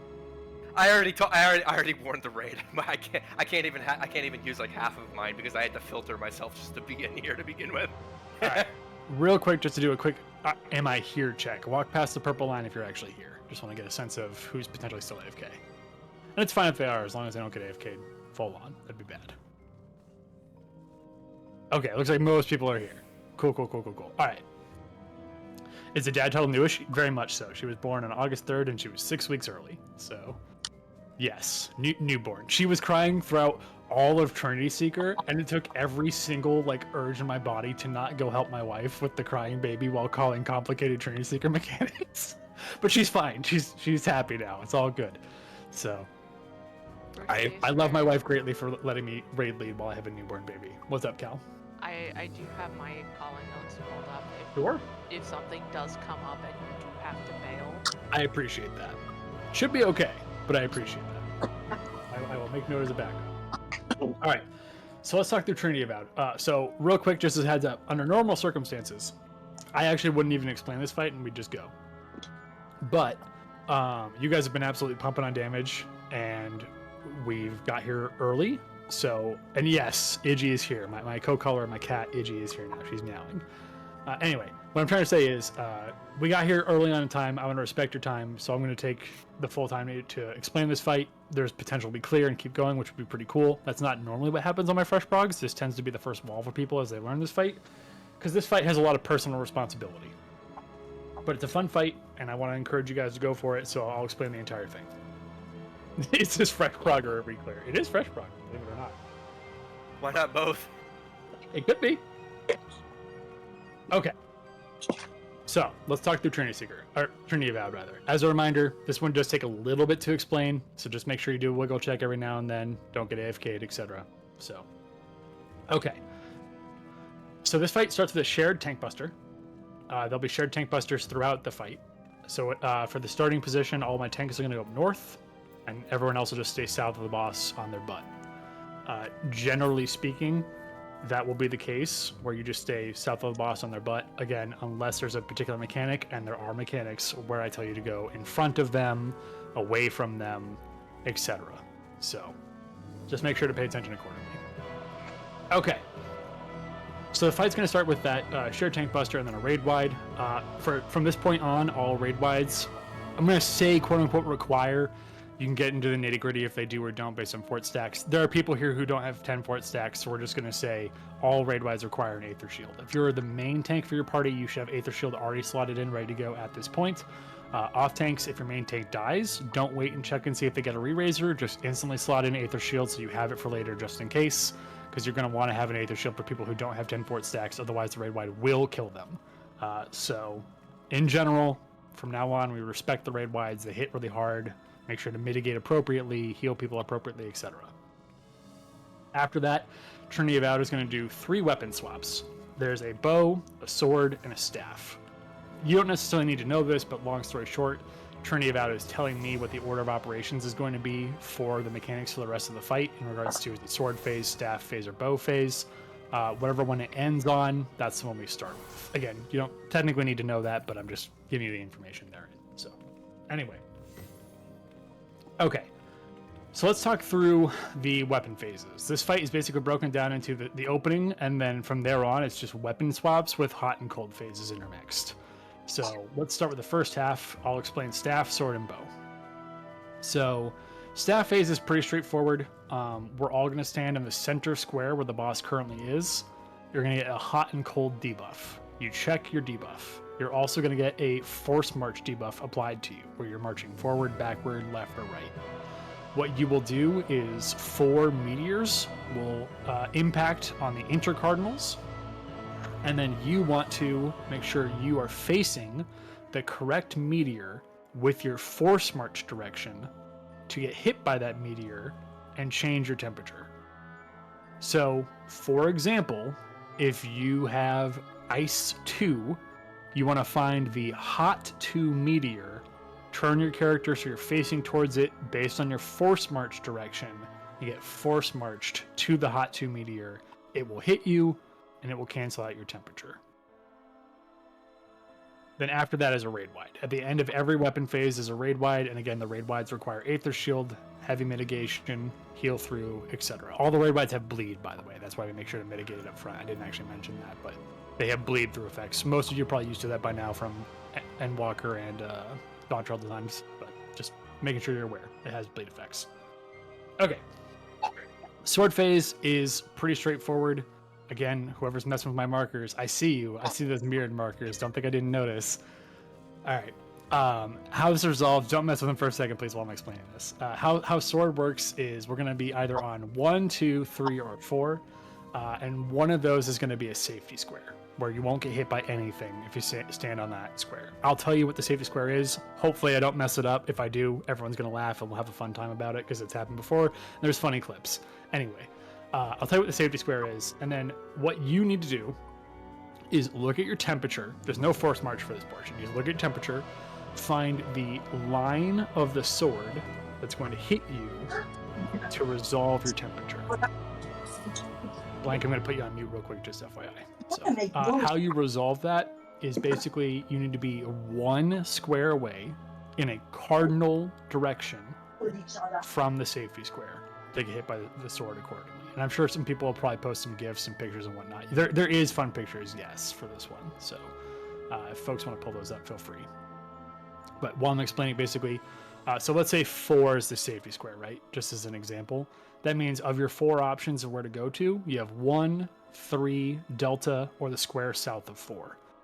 If 4 is safe and you go to 2, you've automatically lost. You can never go to an intercard. It does not work. There's technically an edge case. I'm not going to get into it. It makes it more complicated. Just don't go to an intercard. Go to a cardinal square of the safety square. Look for the according sword. That's the square you want to go to. So again, if you have like Ice 1, you want to find the Fire 1 sword. Be in line with the sword. It'll do a half room cleave and hit you. We do have some good TA gifts. I've tried to find them while I'm explaining, but if someone else can pull them up, that'd be ideal. So anyway. So that's sword. That happens twice. If you are overwhelmed on the first sword swing of like what the fuck is going on and how does this work, you can just stand on the safety square for the first hit because it's going to happen 2 times, and for at least the first instance of this, you only need to get hit by 1.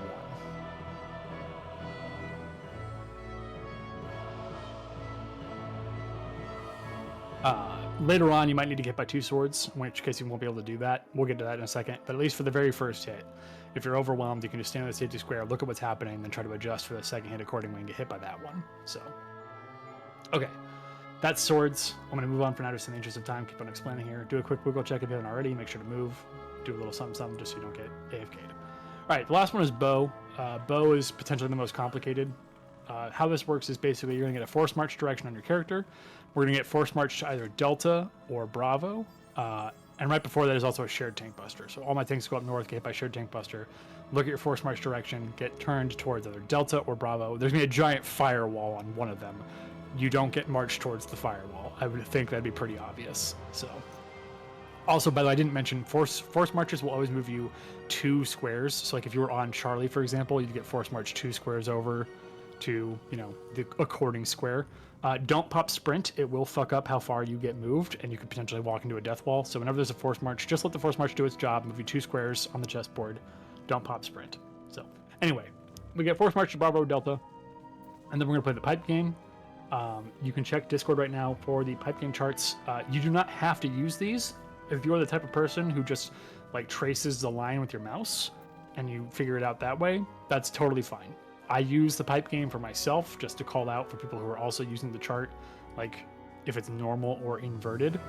And again, just be very clear, when I'm saying the words normal or inverted, that is strictly telling the people who are using a picture in Discord what picture to use. It has no bearing on mechanics. If you are drawing with your mouse, you can completely ignore what I'm saying and just draw with your mouse. So, okay. Needless to say, you find the arrow with the according temperature to fix your current temperature. So if you're hot 2, find the ice 2 arrow. If you're ice 1, find the hot 1 arrow. Trace down or use the chart of where the arrow is going to end up. Go walk on that square, get hit by that temperature, neutralize your temperature. You're good to go. The entire fight revolves around temperature mechanics where you always want to even yourself out to net 0. That's the whole point. Any questions on the first half at all? Also, the GIF for the Trinidad swords to better explain how to get hit by them is in Discord. Pash found it. Feel free to look at it. It's a fantastic GIF. It can help you explain what's going on. So it's kind of just a picture version of what's happening. So, okay, not seeing any questions. We're going to move on to the next part. Thank you, Pash, for pulling that up, by the way. I will get that in the resources chat eventually, I promise. I really need to overhaul that channel. There's a lot of good stuff these days to put in there. I digress. Second half of the fight, way more complicated. I'll explain staff, sword, and bow again in that order. Basically, for all these mechanics, you're going to have 2 things you need to check. You're going to get your hot, cold temperature, and then you're also going to get a brand, like a temperature brand. So, for example, with staff, you could have ice 2, hot brand 1. So, first thing you do is smush those together. So, if you have ice 2 and hot brand 1, that means you're actually ice 1 if you mush those together, right? So, that means if you're ice 1, you need to find the hot 1 meteor in the staff phase. So specifically how this works for staff phase 2 is there's going to be clones that'll appear on the north and east in these lines, like where I'm currently standing, in like the square lines essentially. They're going to do line AoEs that aren't safe. There's no force march for this portion. So essentially I'm just going to tell you what is safe, or even better yet, if someone else finds what is safe and they can just jump up and down in that quadrant to make it easy for you. I'm basically going to call like inner intercard, far corner, where I'm currently standing, up against the wall, which is this one, and then there's just no way for me to easily call this. I just call this square the weird one. I don't know how else to describe it. It's just the fucking weird one. So if it's the north-south variant and it's this little guy, this is the weird one. This is far corner. This is up against the wall. Again, ideally, multiple people are already in that square, jumping up and down, telling what to do. There's no force march in staff 2. You just walk to the correct meteor, find a safe place where the line AoEs aren't going to hit you, and you stand there, ideally jump up and down to help other people find it. That's all you got to do for staff phase 2. There's no force march. And yes, so I was going to explain this. During either staff phases 1 or 2, if someone's dead, don't bother rezzing them, and especially Turbo, don't healer LB3. Because basically what happens is there's no safe place to stand if you don't have a temperature, and if you're dead, you don't have a temperature. So if you res someone, they don't have a temperature, and then staff resolves, they're just going to get a temperature and die. So just don't healer LB3 or res people during staff phase. There's no point. Just let them be dead. It's not a big deal. It's all good. Anyway, Swords 2. It's actually really simple. It's the exact same mechanic as Swords 1, but now you could have temperatures going up to a range of 3 or 4. So, for example, if you're Ice 2 and then Ice Brand 2, meaning you're actually Ice 4, you need to get hit by the Fire 2 sword 2 times. Because if you recall, there's 2 swings of the swords. There's a swing, and we get a new save spot, and then there's a second swing. So all you need to do is break it up into individual hits. Don't try to get hit by 2 swords at once. Like, let's say you're Ice 3. And you get the big brain idea of, like, I can get hit by Fire 2 and Fire 1 at the same time, and then I'm net 0. You'll die. Don't do that. Just get hit by 1 sword at a time. So what you would do in that case is you get hit by Ice, or, like, Ice 2, wait for the second phase to start, and then get hit by the Ice 1 sword. Or Fire, whatever I said it was, right? Just break it up into small bits. Get hit by 1 sword at a time to resolve your temperature accordingly. Don't try to get hit by 2 swords at once. If you have a temperature of 3 or 4, you will have to get hit by 2 swords. It's entirely possible you could have a temperature of just 1 or 2, and then you can just resolve it normally as needed. So swords 2 really isn't that hard. It's the exact same mechanic. If there's a safe spot, a swing, a safe spot, a swing. You just might have more temperatures you need to take care of. Okay, last thing to talk about. Make sure to do a little wiggle. Sorry, I know I'm almost done. It's a lot to talk about. Bow phase 2. This is the most complicated one in the entire fight.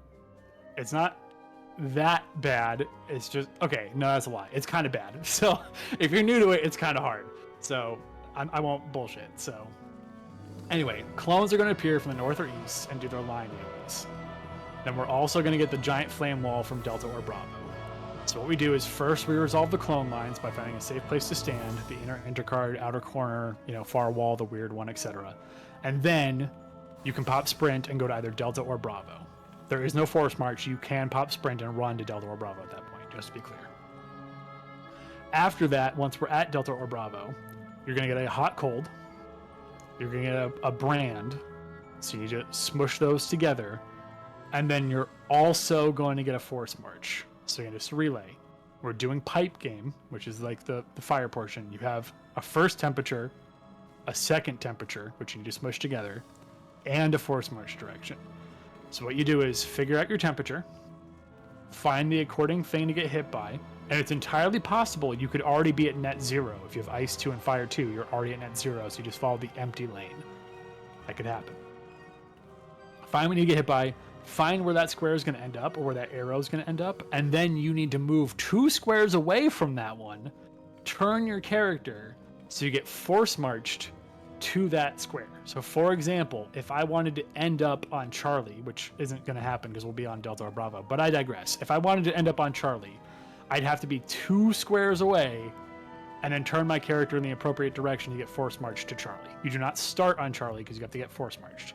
That's why it's complicated. So your temperature, your brand, your force march, think of all those things, find the correct thing to get hit by, find where it's going to end up, move 2 squares away from it, and get force marched into it. That's the most complicated part of Bow 2. After Bow 2 is also notably a shared tank buster where I'm going to have the tanks take it out against the wall because she'll be at the wall. So really simply put, tanks, just make sure at Bow phase 2, I should say it, but after a raid body's going to be a shared tank buster where all my tanks go hang out on the wall together to get hit by the shared tank buster. So, okay, believe it or not, that's actually all there is to it. I know that sounds like a bunch of bullshit, like Rare, what the fuck, that was like mental calculus, all these different mechanics. This fight's fucking hard, I'm not gonna lie. Like, if it's your first time, it's very overwhelming, there's a lot of different mechanics, and a lot of them are personal responsibility, because I can't tell you what your temperature is and where you need to stand. That's what makes it hard. You have to look at your temperature and kind of figure it out yourself. So, if you die and you're fresh on this, please don't feel bad. This fight's very complicated for first-timers. It is, in my opinion, the entire hardest fight by far, outside of the speed of Trinity Seeker. So, okay, I'm gonna shut up. Party leads, please do a ready check. Everyone needs shell if they don't already have it, and only tanks need protect. Just as a reminder, tanks need protect, everyone needs shell. Feel free to eat food if you haven't already. Good call out. And Thorn and Khalil, if you guys could just go to the left-hand side and someone can toss you protect.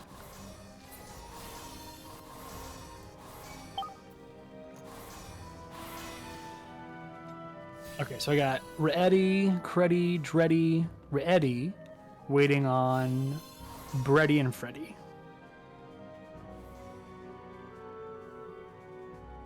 And if someone could toss Soraya protect, perfect, they got it. Excellent, thank you. Just need Freddy now. Party F. Okay, cool. Everyone's ready to go. All right, guys. Like I said, this fight's hard. Don't feel bad if you make a mistake. It's not the end of the world. All right, start the countdown. As a reminder, at the very start, all my tanks are going north for a shared tank buster. And then main tanks, don't forget that Aether Shield for every raid wide. I will call it out, but just in general, make sure you Aether Shield and mitigate heavily all the raid wides. They hit very hard. That goes for everyone. Make sure to use your various mitigation tools, please. And hey, if I make a mistake calling, then it's not your fault. Easy peasy. Here we go. All tanks are reporting north for a shared tank buster, please. Shared tank buster's coming out.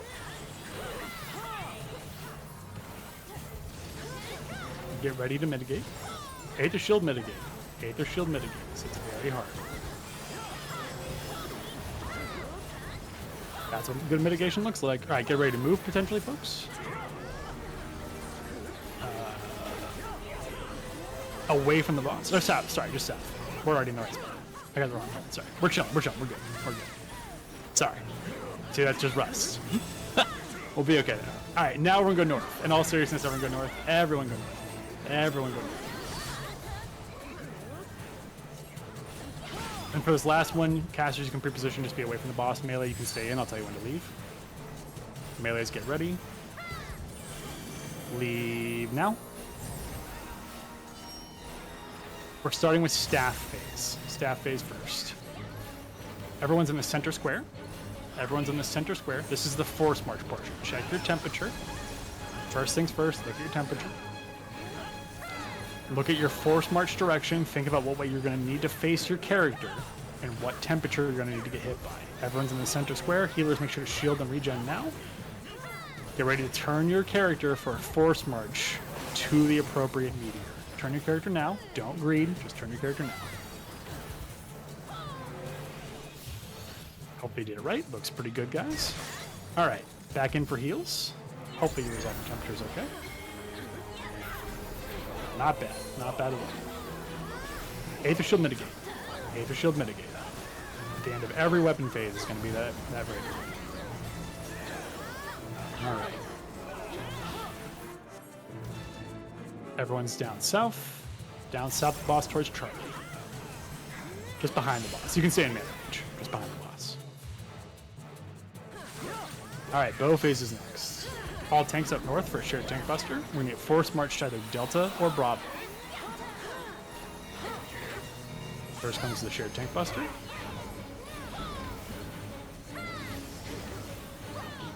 Check your force march direction. We're gonna either to Bravo or Delta. Bravo. Force march to Bravo. 2 squares. Looks good. We can rescue Dahlia if they die and get re-raised. Rescue Dahlia if they die. Alright, anyway. Check your temperature. Good rescues. Good rescues. Check your temperature. If you have no temperature, by the way, just follow the empty lane. If you have no temperature, just follow the empty lane. Alright, this is a normal pattern if you're using the Discord picture. Look for what you need to get hit by and move accordingly. Look where you need to get hit by and move accordingly. There's no force march here. You just move yourself. Just move yourself. Good job. Back on the boss. There is a shared... Oh, no. That's there. I'm trying. Raidbud's coming. Raidbud, either shall mitigate. Oh, no. My tanks. That's unfortunate. I'll try to heal you guys. We should be okay. Make sure that you are in front of the boss. Be in front of the boss. They're looking at you. You're looking at them. In front of the boss. Alright, this is swords. We'll be doing swords on 1, 2, 3, and 4. The boss is going to disappear in about 15 seconds, so if you want to burst, get it over with now. I will be calling the safe square. Look at your temperature. There's no force marches or anything on this. I'll just be telling you what the safe square is. Be 1 square away from the safe square in a cardinal direction to get hit by your temperature. Okay, the safe square is 4. Fine when you get hit by. 2 is an automatic loss. Just don't be on 2. It's a guaranteed lose. 1 cardinal square away from 4. Alright, if you need to resolve still, I'll tell you the next safe spot. The next safe spot is 3. 3 is safe. If you're already done, you can just stay on 3. If you need to resolve the temperature, be 1 square away from 3 in a cardinal direction. Okay, make sure to heal people up. A raid ride's gonna be happening shortly. Doing Giga Chad damage right now, by the way. We're way ahead of schedule. Aether Shield mitigate. Aether Shield mitigate. Neo, cover this. Alright, we're in phase 2 of the fight. We know it's going to be staff to start, so we'll start in the center square. Get ready to get away from the boss shortly. Casters, you can participate if you want. Get out now. Get away from the boss. Back on the boss. Center square. Everyone's on the center square. Alright, guys. Check your temperature. You're going to get a second temperature shortly. They are separate debuffs. Don't look at the temperature gauge on your character. Look at your debuff bar. I forgot to talk about that. Check your debuff bar, both debuffs. Put them together. That's your actual temperature. Okay. We're going to be shortly moving ourselves. There's no force march. Move to your meteor. Find a safe place from the clone lines. Jump up and down if you see it. Looks like it is far corner. Far corner should be safe. Back on the boss. Make sure to heal people up. You guys are doing great. Really good. Aether Shield mitigate. Aether Shield mitigate. Oh yeah, guys, we're clearing this shit. We're going. I'm calling it now. I'm calling the race. I've seen enough. Anyway, get ready to move down south shortly. Down south, Charlie. You can still be in melee range, just south of the boss. Just make sure it's south of the boss. This is, again, the hardest mechanic in the fight. What's going to happen shortly. Clones are going to appear. Make sure we dodge those clone lines. That's the first thing we're going to do. Alright, clones are out. Looks like it's the weird one. It's the weird one. Eventually, we're going to go to Bravo. Pop sprint, get ready to go to Bravo. Go to Bravo now. Go to Bravo now. Alright. We might kill her before this happens, but I'm going to practice the call anyway, and you should practice the mechanic. Check your temperature. Check your elemental brand. It's entirely possible you are already at net zero. If that is the case, you will just follow the empty lane. Look at your force march direction.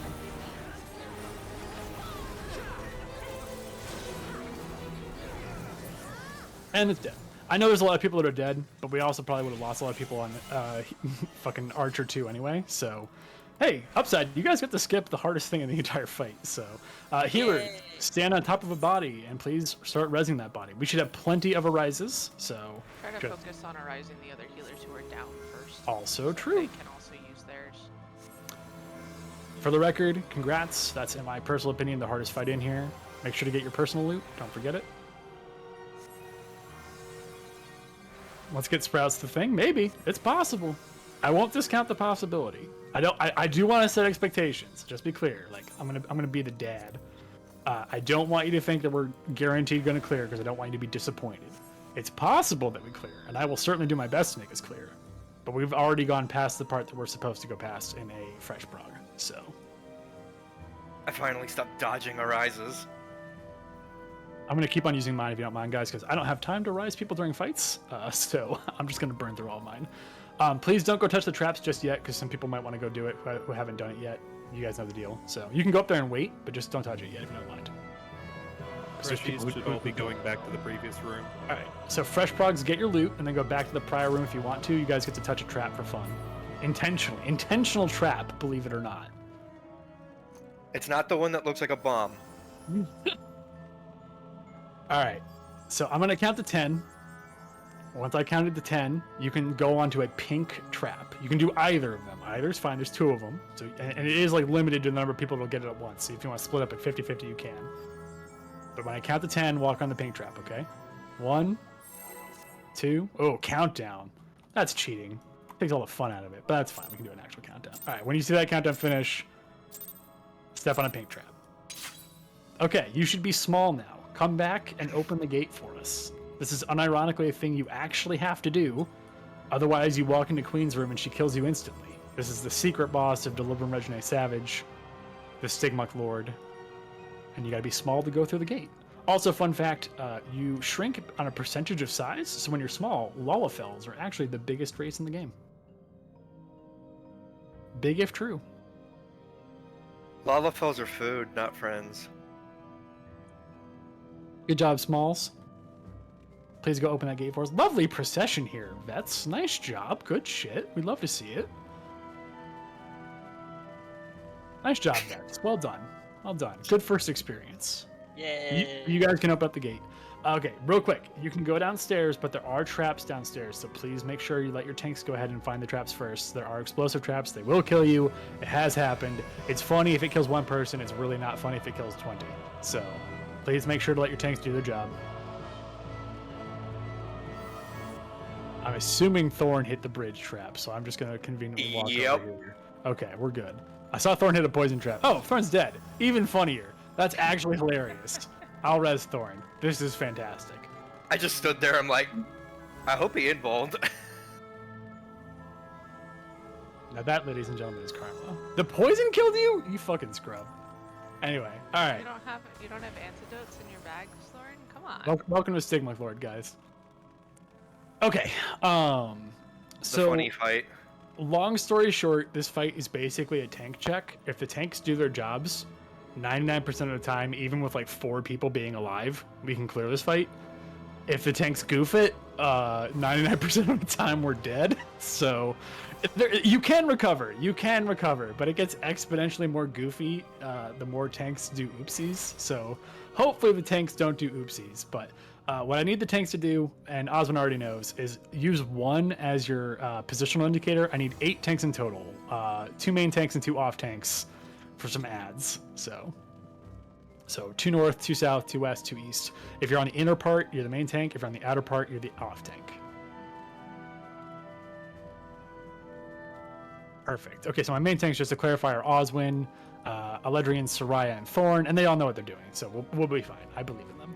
And the off tanks are Awagra, Nawa? Is it Now or Noah? I'm going to go with Now. Sorry. Yeah, it's Now. Okay, cool. I'm not sure I wasn't saying it right. And then Reyna and Kalei. So those are off tanks. Okay. Do we need shell here? Nah, you don't really need shell. But most of the damage here just comes from you either did it right or you goofed. So, okay. Let's do a quick full explanation on this. So basically what's going to happen is the opening part of the fight doesn't fucking matter. It's really simple. We're just going to beat the shit out of this guy. Notably, don't use your cooldowns. So when I say beat the shit out of this guy, I mean like use your 1, 2, 3 combo. You know, if you happen to have extra resources, that's fine. But generally speaking, you want to save your big shit for the ad phase. The ad phase is the actual part of this fight. Like, unironically, the ad phase is the important part. The boss does not matter. He's very easy. So, anyway, he's going to start with a Tank Buster. He's going to do a knockback. You can anti-knockback it if you want. I'll tell you when if you want to. But the main thing, he's going to do something called Whack, which is a large conal AoE. It's very similar to Dahu. But if you get hit by Whack, you're dead. You just die. You get whacked. So don't get whacked. Whenever he does whacks, he's going to do 3 whacks in a row. So it's just 3 conal AoEs, one after the other. So just, keep moving. Don't get whacked. Use your various positional abilities to move and jump, etc. as needed to get out of the way. It's not hard. Just don't get hit. When I say to get away from the boss from a large circle, just get away from the boss and respect the fact that it's a very big circle AoE and just get away from him. It's not hard. Thunderbolts will occur. Potentially, probably not. You guys are probably going to blitz right past it. But if we see it, and you have a giant thunderbolt on your character, just take it out away from the raid. That's all you got to do for thunderbolts. It's really easy. Okay, now everyone clue in. This is like the genuinely important part, right? This is the ad phase.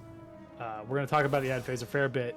There are very helpful screenshots in Discord. I highly recommend looking at them because this matters. This is how you get easily killed, and this is the important part of the fight. So what's going to happen is the boss is going to spawn 4 ads, north, south, east, and west. The tanks are going to immediately pick up aggro, and the tanks are going to slowly walk these ads around, keeping them in some purple lightning goop so they move slow. All of my DPS gamers are going to chill down south, and you're going to literally nuke the living shit out of the southern ad. Just unalive it. Make it not exist within 3 seconds. Because the faster we focus fire particular ads, the more simple this becomes. So what's going to happen is the tanks will walk in a clockwise rotation, and the DPS can focus on going a counterclockwise rotation. That way, you don't have to worry about like ping if you're a melee character trying to hit a moving target. Like it'll just work out well. So DPS go counterclockwise, tanks will go clockwise. He'll be charging lightning throughout the floor. So if you see where I'm standing real quick, do you see how like the color of the floor is different here? this is going to be a safety ring where I'm currently standing. There's this outer ring, and then I can't go into the inner ring because it'll start the fight. But, you know, there's 2 rings. There's an inner ring and an outer ring. Healers need to be on the inner ring, and then ideally one of my dispellers is as well. We'll get to that in a second. Everyone else can be on the outer ring. Casters, if you want to be on the inner ring, you can, because you have range. I personally wouldn't recommend it because it's a little more complicated, but like you can if you want to. I'm just letting you know. It's up to you. Anyway, he'll be charging the safety areas with lightning. When that happens, you just need to stand in a cubby. What are cubbies? When I'm currently standing, you see this little square. This is a north cubby, and this is a south cubby. If you check in Discord, there are also lovely pictures that Pash posts that make it a little bit easier to see. But basically, there are cubbies there. You can dodge lightning. Then he's going to apply debuffs to us. There are 2 debuffs. There's Wanderer's Push and Sacrifice Pull. Sacrifice, you're getting sucked up like spaghetti. That's what the icon looks like. So you want to be on the outer cubby because you're getting sucked in towards the boss. Wanderer's Push, you're getting pushed. You want to get yeeted away. So you're in the inner cubby to get pushed out. You cannot resolve either of these if you are not in a cubby. There's not enough room. You will get pushed into the death wall and you will die. So when I say that debuffs are happening and you need to get into a cubby, just stop what you're doing for a second, move into a cubby accordingly. Tanks is a little more complicated, but I trust them to know what they're doing. So, okay, so that's how the debuffs work, and then we have lightning again, and then we'll have some longer debuffs where you're just going to get the debuff, but it's not going to happen right away. I'll tell you when that's happening. It's not a big deal.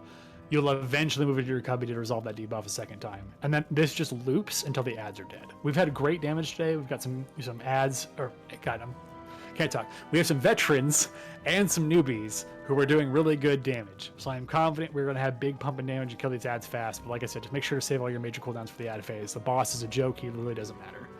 After the ad phase is over, it's really simple. I'm not even going to really go through all the things. Basically, there's raid wides, there's thunderbolts, get away from the boss, there's thunderbolts again. There's a proximity bomb we walk away from. He's going to whack us. There's a tank buster. He's going to do a knockback. He's going to whack us, and then we loop. It's not hard. I will literally tell you exactly what to do. You will not die to the boss, I promise, as long as you respect the call. It's the ad phase you got to worry about. So, anyway, if you're ready, walk past the purple line. If you have any questions at all, go behind the purple line. It's totally fine if you have questions. We have tons of time. So if tanks need to rotate the ads clockwise, yes. Do we have dispel tanks as well? I was going to get that clarified, yes. So do I have any tanks that still have dispel? Slotted in, ready to go? Yeah, I have a dispel I can use. Okay, cool. Do I have a backup besides blistering? I trust Frost to do it, but do I have any backups at all? Or any... Okay, Thorn's got backup. Perfect. Okay, so the inner ring healers... Hi, I didn't want to talk about what we're doing. So what we're doing while this is all happening with the ad phase, there's 2 elemental orbs that are going to spawn, the fire orb and the earth orb. The tanks have the earth orb covered. They're going to dispel it, get rid of an earth wall, and then kill it. It dies right away. It's not a big deal. For healers, we have an important job. We have to make sure we are following the fire orb on the inner part of the ring, pop reflect, and stand on top of the fire orb so it kills itself, just like we did in Queensguard with those reflect spots. If you don't have reflect, just don't participate in the fire portion at all because it'll just kill you. Ideally, you still have reflects, but if you don't have it for whatever reason, just don't stand on the fire orb. If you are a healer and you have reflect, pop it, stand on the fire orb, it kills itself, easy peasy. We're going to be doing that a couple times, like more than once. And it'll be moving around the inner ring, spawning in different places. So, okay. We have Dispel coordinated, we have Reflect healer spots taken care of, tanks are taken care of. I think that's everything. Am I missing anything, Vets? I think we're good. Just doing a mental checklist. I don't think there's anything else to really discuss. Okay. Dumb question. Off Shoot. tanks are just like we take over. Oh, yeah. Thank you for asking. Super good question, not a dumb question at all. If your tank eats shit, just get aggro and run in front of the ad, and you're the tank now. Congratulations. Tank stance on, keep aggro, etc. The one thing with these is that basically they will give you thrice come ruin stacks if they auto attack you. So you just want to be slowly walking them around. They'll slow down by walking the purple goo, so you just stay in front of them. Basically at auto attack range. Or it's like max melee. I'm not a tank man. I always forget what the correct range is on this. I think it's like max melee. And you just... No, that can't be right because then you get meleeed. So it's your range attack range, right? I don't know. I can't remember. Long story short, stay far away. keep aggro on them, walk them in a clockwise circle. I think it's just you stay far away. If I remember correctly from doing this, it's roughly a quarter of the square. So if I'm at 4, if I'm the D tank and I'm kiting my ad, I'll kind of like hang out at like the northwest while I'm kiting, and then just keep it like an 1/8 to a 1/4 of a circle away. That sounds more right. Thank you, Sry. Sorry, not a tank main. My apologies, gamers. I have done this once. It was like 3 years ago. So Whenever you have to go into a nook, if you are already at a nook, when the get into a nook is called, you might want to run for the next one. And you can just pop sprint and run to the next one to be clear. So, all right, guys, if you're good to go, walk past the purple line. I think almost everyone's here and good to go. Don't worry about protect or steal or anything like that, or shell rather. Like none of this stuff hits hard. If you get hit by something like an auto attack, you're just gonna die anyway. So, again, healers need to be in the inner ring. Everyone else will be on the outer ring. Don't blow your major cooldowns until we get to the ad phase. Just as a final reminder, it's just a boss. He literally doesn't matter. Yeah. Fixed waymarks. Done. Thank you. All right, gamers. I'm going to go ahead and start a countdown. Again, please save your major damage cooldowns for the ad phase. The boss is a pushover. He does not matter, and he will disappear at 70%. And that's when I'll tell you to go to your outer, go to your rings. Healers in the inner ring, and my dispellers if they want to, and then everyone else in the outer ring. Me This fight's not hard. Chest. This fight's not hard, guys. You'll be fine. I trust my tanks. Here we go. Save your damage cooldowns. Don't waste them.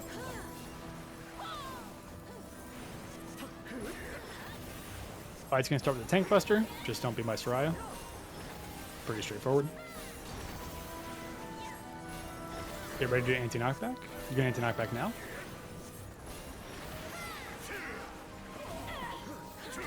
Don't get whacked. Just stay out of the whack. Move out of it. There's gonna be 2 more. Continue to not get whacked. Continue to not get whacked. Get ready to get away from the boss. Get away from the boss now. It's okay if you died. Don't worry. Not a big deal.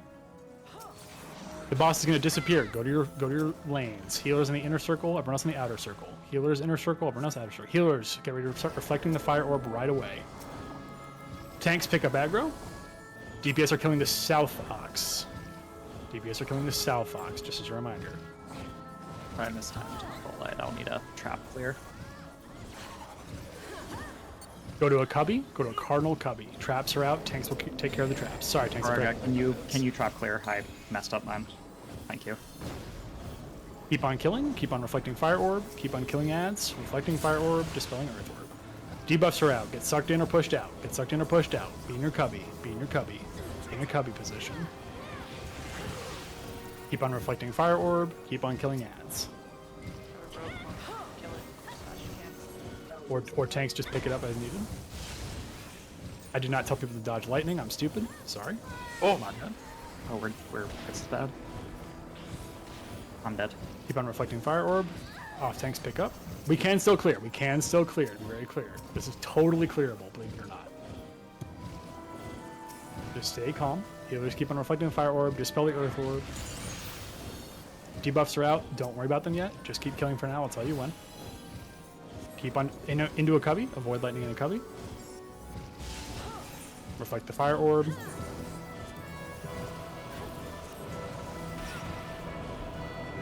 Get ready to resolve debuffs in a little bit.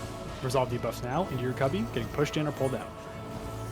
Into a cubby. Getting pushed in or pulled out. This is entirely clearable. We are totally fine. I know a lot of people died, but it's not a big deal. Keep on reflecting the fire orb. Keep on dispelling the earth orb. Keep on killing ads. Watch out for lightning. Move into a cubby for lightning. Last ad needs to die, and then we're going to be totally fine. Healers, when this ad dies, focus on rezzing people. There is a fire orb. There is a fire orb. Be careful of the fire orb. If you're not a healer, don't go there. Dispel the earth orb as well. Yep. Dispel the earth orb as well. Thank you. Okay. All right. This is just a raid wide. It does not hit very hard. It's not a big deal. Thunderbolts. If you have Thunderbolts on your character, just walk them to the edge of the arena. Healers, try to focus on rezzing people if you have a second. Focus on mechanics first, but res people when you have time. Thunderbolts are out, just take them to the edge of the arena. Anywhere is fine, just take them to the edge of the arena. Okay. Get ready to get away from the boss. I'll tell you when. Get away from the boss now. It's pretty big. Just move far out. You can move back in. 2 more sets of Thunderbolts are going to spawn. Again, if you get Thunderbolts, just take them out. Nice and simple. We are totally fine, guys. This is easy peasy from here. So take your Thunderbolts out. 1 more set of Thunderbolts is going to spawn shortly. Take those Thunderbolts out as well. Just make sure you're not standing in a Thunderbolt storm, obviously. A proximity bomb is going to get dropped. Just walk away from it. Walk away from that proximity bomb. Stay far out. Wait to go back in. I'll tell you when. Wait. You can go back in now. Don't get whacked. Don't get whacked. 2 more whacks are going to come out. Continue to not get whacked. Continue to not get whacked. Res people as you can, if you have time healers. There's going to be a tank buster. Just don't be by Thorn. Thorn is currently main tank. Thorn is currently main tank. Just don't be by Thorn. It's just a regular ass tank buster. No big deal. Get ready to anti-knockback for a knockback. I'll tell you when. Anti-knockback now. Is anybody still dead? Don't get whacked. Don't get whacked. We might lose some people on wax. Just we'll check. I think we're okay though. Continue to not get whacked. Kill the boss. All right, guys. Totally fine. Corpses. We are on Queen. Don't forget your personal loot. You will not be coming back here, so don't forget your personal loot. I think I was Excellent the last job. one to be raised. Sorry for some goofed calls there. I forgot to call, for example, to get into a cubby for lightning. I just mentally spaced it, but it's all good. We're fine. We're on Queen, which is pretty fucking cool. Now I get to see if I can remember how to do this after not having done this for like a year. I remember all the calls, but we'll see if I do it correctly or not. So it'll be fun. But we are on time. Also, we get to do Queen on time without going over, which is pretty fucking cool. So this is the exact same cutscene as DRN. So black mages reset your macros. Is that still a thing? Is that no longer a thing? Yeah, Umbral Soul they changed, right? It's not a thing anymore. Yeah. So anyway, it's the exact same cutscene. You can watch it if you want to, but there's literally nothing different. It's the exact same as DRN. So the only good BLM change. Okay, Queen. I honestly didn't think we were gonna get here today, but that's pretty fucking cool. So, all right, gamers, we get to talk to Queen in 12 minutes.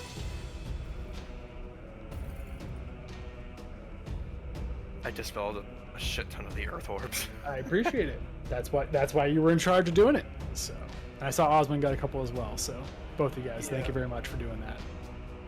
Okay, so first things first, take a deep breath. We're at the final boss. This is it. We either do it or we don't. So there's no need to stress. It's one or the other. It's just not that big of a deal. I'm going to preface everything I'm going to say by telling you one thing right now. This is a caller fight. It's really on me. I either do it right or I don't. Sometimes I do it right. Sometimes I don't. I'm only human. But I'm just letting you know right now, if you die to a bad call, it's not your fault. No need to be upset about it. You can be mad at me if you want to. That's fine. I won't get upset. But I'm just letting you know, like, this is heavily a caller fight. There are some minor personal responsibility things, but like nothing in comparison to Trinity Bound. So I'm just letting you know, if we get it, cool. If not, it's not a big deal. If you need a re-raise, like you do not have any left, please go back on the bridge, like the far part back of the bridge. We can give you a re-raise if some people brought some extras. So. And then, guys, if you are re-raising someone, just stand on top of them and make it clear so you don't overlap, just in case, because I'm assuming we have limited re-raisers, if any. Probably also just call them out and say chat. Because Also smart. Do we have any? Does anyone actually have any lost I brought re-raids? one lost re-raise with me. I have 1 charge left. Okay. If you want to use it on someone else, just stand on top of them, make it nice and easy, and use it on that person. So you can also call it on voice chat if you want to. Yeah, I'm just gonna hit a healer first. Yep, that's fine. Okay. I'm going to start talking through the fight while we get the re-raiser stuff sorted out. So eventually for this fight, we will want shell on everyone. Tanks want protect, the usual. No biggie. Tanks, make sure you slot in your appropriate actions for this. You will want Aether Shield and you will want Dispel as well. So just off tanks, technically you don't have to have it right away, but just, same kind of thing. Make sure you're paying attention. For tank dies, you need to swap in accordingly. You guys know the deal. Okay. Let's talk through Queen. So Queen starts with a raid wide. It's the exact same thing. It's Trinity Avowed. It hits really hard. Aether Shield mitigate. Whenever there's a raid wide, Aether Shield mitigate. You know the deal. Chess 1 is pretty much just on me to tell you where to go. So there'll be some safe spots based on some lines that are happening. There'll be some okay, let me do this in order. Lines will appear on the floor. They're going to tell you what way some explosions are going to happen when those lines intersect. So we go north, south, east, or west as a safe start to start. Then likewise, at the same time, the Queen's Guard soldiers and warriors and all those are going to spawn with numbers on their heads, and that's how far they're going to be marching in various areas, and then they're going to do an attack, a line AoE, in the column or row they're standing in. Long story short, I have to look at those, do some mental math, try to figure out where the safe spot is based on where they're going to be, and I tell you where to stand accordingly. Ideally, I don't fuck it up. Sometimes I fuck it up. It's been a year. We'll see what happens. Obviously, if you're a backup and you know what you're doing, and I goof a call, if you can call it quick and you're confident, go for it. Otherwise, just keep quiet. Trust the caller. You know, live by caller, die by caller, the usual. So, okay. After that is a tank buster. Tank buster is a little bit different here on CEM. I'm a boomer. This is how we did it when we first started raiding. There's technically a better way to do it, but fuck that. I'm going to do it the way I do it because it's fun that way. So, Alpha Bravo Charlie, you guys are going to all get aggro on Queen right away. Some of you are going to get hit by the tank buster, and you're going to get the Assunable. What's the death debuff called? God, I'm so old. Is it just death? Doom. There we go. Jesus Christ, I'm old. Anyway, healers, just make sure to Assuna the Doom off of your tanks. So check your tanks at all times for getting a Doom debuff. It's like 3 seconds. It's very quick. Just make sure to quickly Assuna it. So, and then after that, D, E, and F, you guys are going to all try to get aggro. Same thing. Queen's going to hit some of you. You're going to get Doom stack. Your healer should take it off of you, etc. There's other ways to do the tank buster that are much more efficient, so you don't have a bunch of people randomly trying to get aggro. We just randomly got people aggro back in the day. It was fun. It was fine. It still works. I'm just going to do it that way. I'm old. I'm set in my ways. Anyway, it's not hard. Make sure you mitigate because it's a tank buster. It still hits pretty hard. It's not difficult. After that's another raid wide. Aether Shield mitigate. You guys know the deal. And then chest 2. I'm not going to explain chest 2 right now. I'll do that at the very end. We will see chest 2 twice in this fight.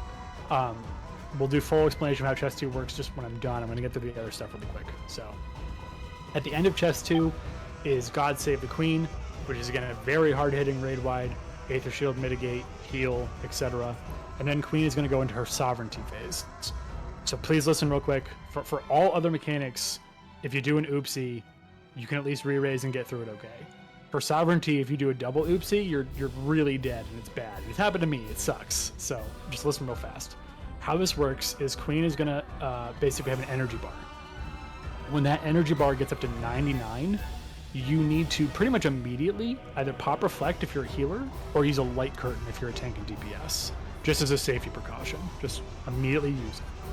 Assuming you've used reflect or a light curtain, you're gonna stand in a thunder AoE. She's going to spawn thunder AoEs around the arena. Ideally, I call one that's nice and close to the center so we can all get there quickly, like Charlie, under her, Alpha, etc. And you just start killing it with reflect and light curtains. If you don't have any light curtains or reflect left, just get far away from the thunder orbs. Eventually, the thunder orb will kill itself, and it becomes a safety orb. Then everyone walks in, regardless of if you have a reflect or not. We all walk in the safety orb. After the safety orb has been established, all of my tanks are spamming Dispel on the Queen. She's going to have a shitload of buffs, and she needs to have all of them dispelled, because it's really bad if she doesn't. So we pop our light curtains and reflect when her energy bar is at 99. She spawns the thunder orbs. We all go stand in the thunder orb if you have the reflect or light curtain. We kill the thunder orb. Everyone moves into the safety orb that has reappeared, and we spam Dispel on the Queen. That's how sovereignty works. We're going to do sovereignty twice this fight. Make sure to wiggle, by the way. Don't get AFK'd. That's just the important thing. The reason why I'm saying this is if you get in a Thunder Orb and you get killed and you pop your Re-Raiser and the Thunder Orb is still a Thunder Orb, it's going to kill you through your Re-Raiser a second time. And it sucks. It feels so bad to die twice to a stupid fucking orb. So I'm just letting you know, be careful. If you don't have a Reflector Light Curtain for whatever reason, or you felt like you were slow to click it, just wait for the buff to apply and then move into the Thunder Orb and help everyone else kill it. Okay, enough about that. Honestly, the rest of this fight is actually pretty straightforward, believe it or not. It's basically just Queen's Guard, but you do 2 Queen's Guard at a time. So for example, with Warrior and Gunner, we're going to have our tethers for Green Wind, Purple Gravity. So if you have a tether, you get a Green Wind. If you don't, get a Purple Gravity, remember that. There are also going to be the line explosions on the floor. So I'll say, for example, we're going east. The east half of the arena is safe. The line explosions explode. you go to either green wind or purple gravity, based on if you had a tether or not. And then you turn your Mustadio gap, the circle around you with the turrets, you turn that towards the gunner. The gunner is always, every time, in the northwest. He'll be between Alpha and Delta, that square, like if you intersect Alpha and Delta, that northwest chest square, he's always going to be there. So you can always just point your gap towards the gunner in the northwest. So you get your safety spot on either green wind, purple gravity, turn your character towards the gunner in the northwest. After that is a tank buster. We already talked about that. You know, you mitigate, provoke, potentially get a Sunad, etc. Knight and Soldier is a downtime phase. We're going to have the knockback portion from the orb, and then the Queen is going to be doing half room cleaves. So basically, long story short, I will just tell you where to go, assuming I do it correctly, where we're going to get knocked back from the orb into a safety area while the Queen is doing a half room cleave. And then there's these fake clones. We actually skipped this because we killed Queensguard so fast. But Queensguard's going to spawn some fake versions of the Soldier, and we go to the fake one, stand there where the Queen and the fake one won't hit us, and we resolve the mechanic. Long story short, we go to a safe place and stand there. That's how Knight Soldier works. So after that, it's again chest 2 one more time. We'll talk about that at the end. Another tank buster. Knight and Gunner is really simple. We have a sword and shield mechanic where he's going to teleport on top of us. If it's sword, we find a safe spot and run away. If it's shield, we find a safe spot and stay next to him. And then the Gunner is just going to do the basic bitch bounce turrets. So again, it's just turrets spawn, they bounce into each other, when they shoot each other, that forces the next turret to shoot in the line that it's facing. It's the exact same thing from DRN Normal and Queensguard. There's no Savage version, it's not different. It's just look at where the guns are facing, they're going to shoot each other, that causes line AoEs to happen, don't be in the way of the guns. That's all you have to do. At the end of that is Sovereignty phase again. That's the 99 bar where we pop our reflex and light curtains, get into the Thunder Orb, make it a safety orb, dispel the Queen. We already talked about that. Almost done, I swear. Last Queensguard mechanic. So this one is bombs with fire and ice port. So what's going to happen is you'll get tethered or you won't get tethered. I will then tell you, tethers to small bombs, rest to large. The Queen is going to do a giant blue knockback line. You can ride the knockback line to your bomb, or you can just anti-knockback it and walk to your bomb yourself. As soon as the blue line appears, it is safe to anti-knockback. You don't have to do any fancy timing here. You'll see a giant blue line on the floor. You can pop your anti-knockback if you want to, and walk to your appropriate bomb. Really simply put, if it's ice bombs, run in circles around your bombs. If it's firebomb, you're either already at your bomb, in which case you do nothing, hit escape twice, do nothing. Or, if you're not quite at your bomb, here's what you do. Resolve fire first, because fire's going to instantly kill you if you try to do anything. So just resolve fire first, and then afterwards you have like a fourth of a second to dash, move, etc., sprint to the appropriate bomb you need to be on. It's better to do fire portent correctly and fuck up a bomb and get one stack of Thrice Come Ruin versus fuck up fire portent and just instantly die. So again, if you're not already at your bomb, just respect fire portent, do nothing, wait, and then try to save it. Okay, at the end of all that shit, assuming she's not dead, is a soften rage. And that's just where we heal a lot, we Aether Shield a lot, we mitigate a lot, it's a bunch of raid wides, and we kill the Queen. Okay, so before I discuss chest 2, that was a lot of talking, I know, sorry. Are there any questions on the general Queensguard mechanics or anything like that? Make sure to wiggle, by the way. Do a little wiggle, don't get AFK'd. Can I go over the tank buster again? Absolutely. Really straightforward. I'll call the exact, here's exactly what I'm going to say. Alpha Bravo Charlie, get aggro, mitigate. Healers watch for as soon as on your tanks. Delta Echo Foxtrot, get aggro, mitigate. Healers as soon as your tanks. All you need to do is heavily mitigate yourself. You can even kitchen sink it if you want to, and get aggro. If all of you are fighting for aggro, then long story short, the reason why we do it this way, if the Queen hits the same person twice, they just die. That's all there is to it. So that's why we're spamming a bunch of different people getting aggro in a short, small bit. And yes, also all tanks can turn on their tank stance right now. I forgot to tell you guys that. This is your tank, comrades. There's no main tank here. You can all turn on your tank stance. Okay. Chest 2. The bane of my existence. Double safe pattern chest 2. Alright. Long story short, there's going to be 3 safe places that you need to stand. And I will, if I do this correctly, tell you exactly where to stand to resolve the mechanic.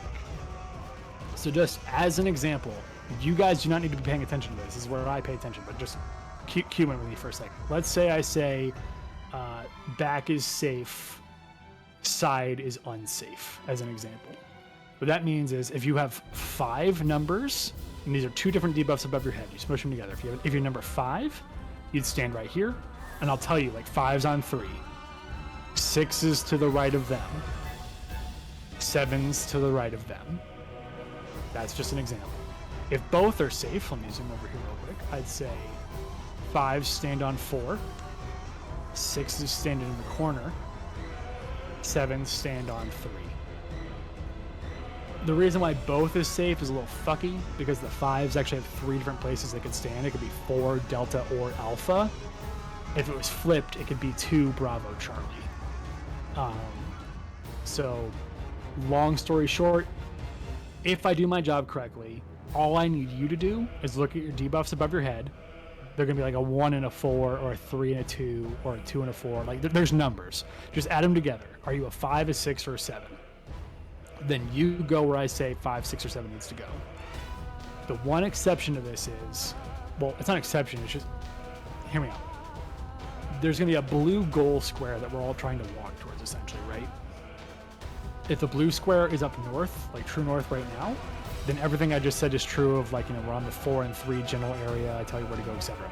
If the blue square is where I'm standing right now, we just walk to the other side, turn your camera around, and the call is the exact same. I'll just be telling you to be on, like, you know, 2, that far corner, and 1, right? This is an example. So I'll tell you where to go, but basically just the blue square is ultimately where we want to end up, and that's determining what our quote-unquote north is. The blue square is going to be our north. Okay, so here's the complication with chess 2. It's not difficult, but it's just something important to consider. You can only move the number of squares that your number above your head allows. That's why I'm telling you to go stand in a certain position, because it guarantees you get to the goal square correctly. But you can only move in those squares 1 section at a time. So for example, if you have 2 squares above your head, and I'm telling you to start on 3, just as an example, right? You go 1 square over, 2 squares over, stop.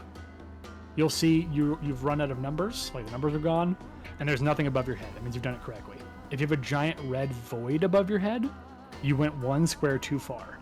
Even if you're not in, like, a correct place, the void will instantly kill you, so just go back a square. Like, even if you mess up, you get hit by something, fine. Getting hit by one thing is not the end of the world. The void will just straight up kill you. With that said, after the first movement, we all go to the goal square no matter what. Even if you messed up and you have a void above your head, go to the safety square. Everyone goes to the safety square, and the reason is why, even if there's a void above your head, you could die to the void and then get re-raised in the safety square and you're fine. If you die outside to the void, get re-raised, Queen is going to kill you as you get re-raised in the wrong square. So long story short, for the second part of the movement, I'll tell you when, just everyone goes to the blue square to resolve. No matter what, even if you messed up, you don't have to walk in a certain degree, you can just zip it to the blue square. You can walk at diagonals for all I care, just go to the blue square. So, okay. That's chess 2. Long story short, you walk on some squares, you can't even do any uptime to the boss. If I did my job right, it's not going to be that bad. If we get both saved at the same time, 5s if I kill you, I'm sorry. I'll try not to. So, okay. Any questions at all, gamers? Alright, if you are ready, walk past the purple line. And yes, that is, Lorian is also correct. 5s and 7s will always be on a black tile. 6s are always on a white tile. That is always true for every pattern. So, thank you, Lorian, for saying that. That is true. Be right back. Can you say where to go if you're out of light curtains? Yes, no problem. So during the sovereignty phase, and yeah, people, if you need to step away for a second, that's fine. During the sovereignty phase, the lightning phase, if you don't have any light curtains or reflect, a bunch of thunder orbs are going to spawn in the arena. Just get away from them. They're very big, and they do a lot of damage in a very big area. So just, again, fuck off to Kansas. Just go anywhere else. And then once, it'll be really obvious when it's turned into this big blue shield, that's when it's safe to move into it. It'll be very obvious when it's changed from purple to blue. So, All right, tanks need protect. Everyone does need shell for this fight. So go ahead and dish out those buffs. If you want, tanks go to the left, west, to get your protect. Everyone else can go shell. So if you still need shell, you can move to the right-hand side. People can dish out shell to you. So if you need shell, go to the right. If you need protect, go to the left. Only tanks need protect. If your party's healer no longer has shell slotted to get shell on everyone, please say something and go over to the right. And just help them out. Yep.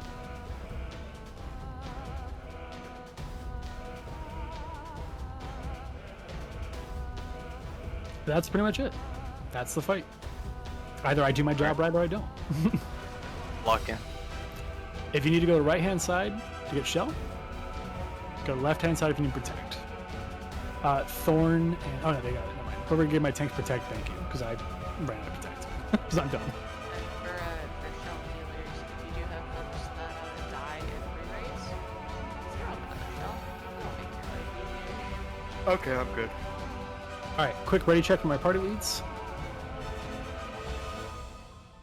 And again, hey, even if we biff it and we don't clear, you guys got to queen on a fresh prog, which is really fucking cool. And I will do another one of these, hopefully in sooner order than the last one. I'd like to do another one this month at least. So, but I also got to be fair to my wife and make sure she has plenty of breaks. You know how it be. Anyway, ready, Breddy, Creddy, Dreddy, Eddie, and Freddy. Okay, guys, here we go. All right, so just as a quick reminder, this fight starts with the raid wide. It hits really hard. Make sure to hit the shield and mitigate it. After that is chest 1. Chest 1 is just a mechanic where I tell you where to go. If I do it correctly, cool. If I biff it, that's unfortunate, but it is what it is. If you're a vet who knows what you're doing and you see I'm biffing it, feel free to say something, but hopefully it'll be fine. Hopefully it will be fine. Here we go. All right, guys, big pumping damage.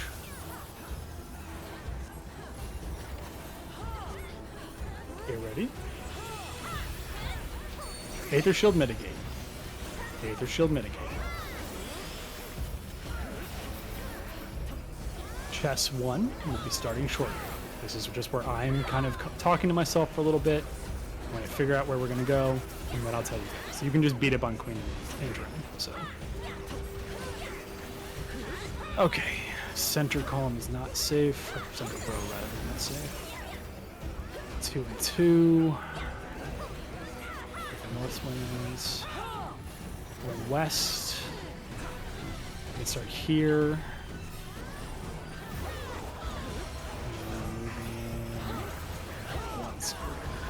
Moving 1 square.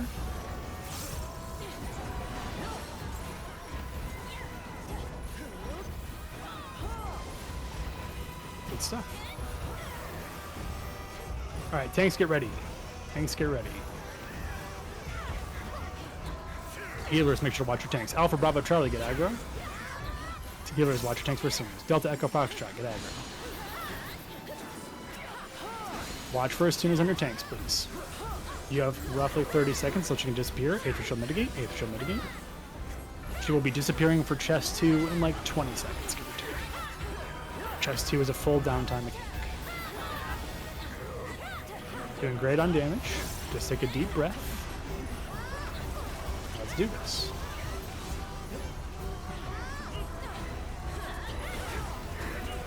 Okay, back is safe.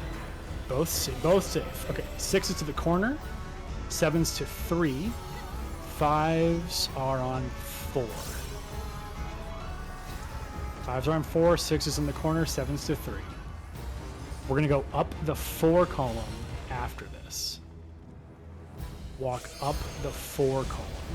Just go up the number above your head. Stop after your numbers disappear. Stop after your numbers disappear. If you're a giant red void, go back a square. Everyone goes to the blue square. Everyone goes to the blue square, no matter what. Just go straight to the blue square. Everyone's on blue square. Even if you have a red void, just stay in the blue square. Looks like everyone did it right. Big pog. Oh, 1 person. That's okay. Sorry, I'm not trying to call it like 1 person. We did really good. That's what I'm trying to say. Okay. Let's hit the queen. Get ready for God Save the Queen. This is a really hard-hitting raid line. Get ready. Aether Shield mitigate now. This hits really hard. Heavily mitigating. Sovereignty will be shortly after this. When the bar gets to 99, you're popping Reflect or Light Curtains. The bar's at 95, 96, 97. Get ready. Reflect Light Curtain now. Reflect and Light Curtain now. If you did Reflect and Light Curtain, get in a Thunder Orb. If you didn't, get away from the Thunder Orbs. There's one... let's go like the far west one, Delta. One right under the boss. Oh, there is one in the boss. I'm trolling. Anyway, move into a safety square and dispel the queen. Move into either safety aura. Any safety aura is fine. Dispel the queen. Sorry, I didn't see the one with the boss. I don't know why. Maybe there's too many graphical effects. That's fine. All right. Feel free to res people if you can. We're gonna do Warrior and Gunner next. Since we're gonna have, if you have a tether, you're gonna go to Green Wind. If you don't have a tether, you're gonna go Purple Lightning. Check for tether now. I will tell you what quadrant of the arena is safe. Don't run just yet. We need to determine safe places to go first. North? No, west. Sorry, west. West. Sorry. Green Wind. Purple. Tethers to green. Blah. Turn towards the gunner. I can't talk. Sorry for being tongue-tied. Okay. Back on the boss. ABC, provoke and mitigate. Healers watch for as soon as. DEF, provoke and mitigate. Healers watch for as soon as. If you died, make sure to pop a re-raiser. If you died, make sure to pop a re-raiser. We're doing totally fine on damage, guys. Sorry for getting tongue-tied there. Alright, this is going to be the downtime phase. We just kind of find the safe spot based on the knockback and where the clones are and whatnot.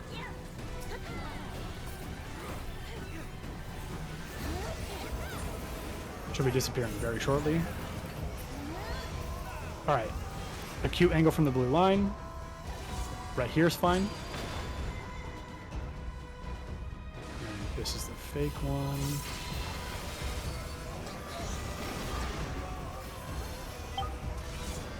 Alright, up here where Cal is. Right up here. Right here. Good job. Back on the boss. There'll be a raid wide shortly. Make sure to top people off. Aether Shield mitigate. Aether Shield mitigate.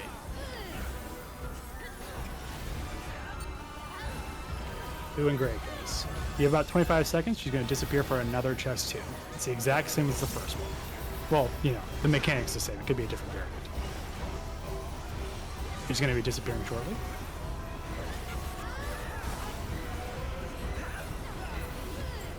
Okay. Back is safe. Side safe. Both safe.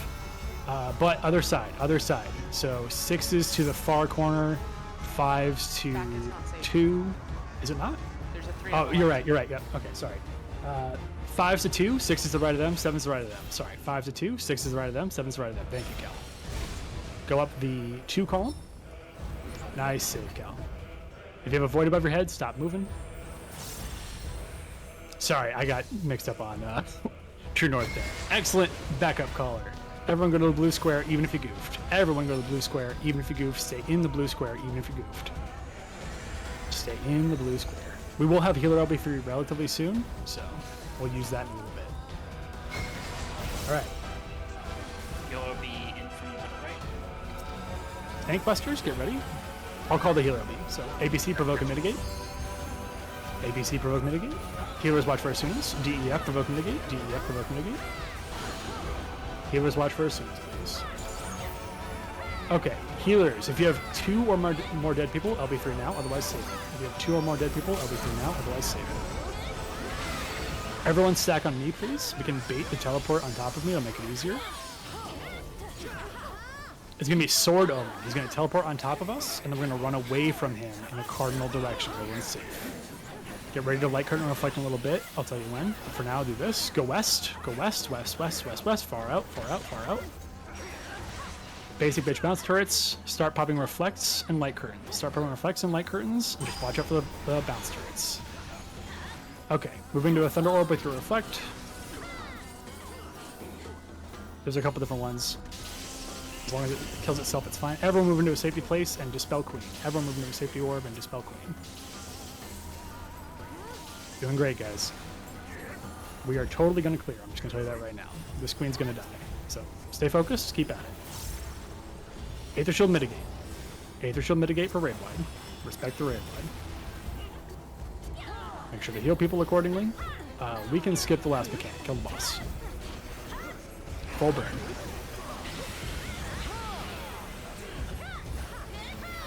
And that's Fresh Prog clear. That's pretty cool. Didn't think that was gonna happen today. Let's fucking go. Were we able to pick the one person who was still dead up with an LB3, or are they still? I don't see anyone dead. Okay, Yeah, cool. really good. No, Looks like everyone's up. Nice. I was saving my last to Don't rise. forget your loot. Get your loot. Let's go. Enjoy your Save the Princess, by the way. You were in that. And your mount.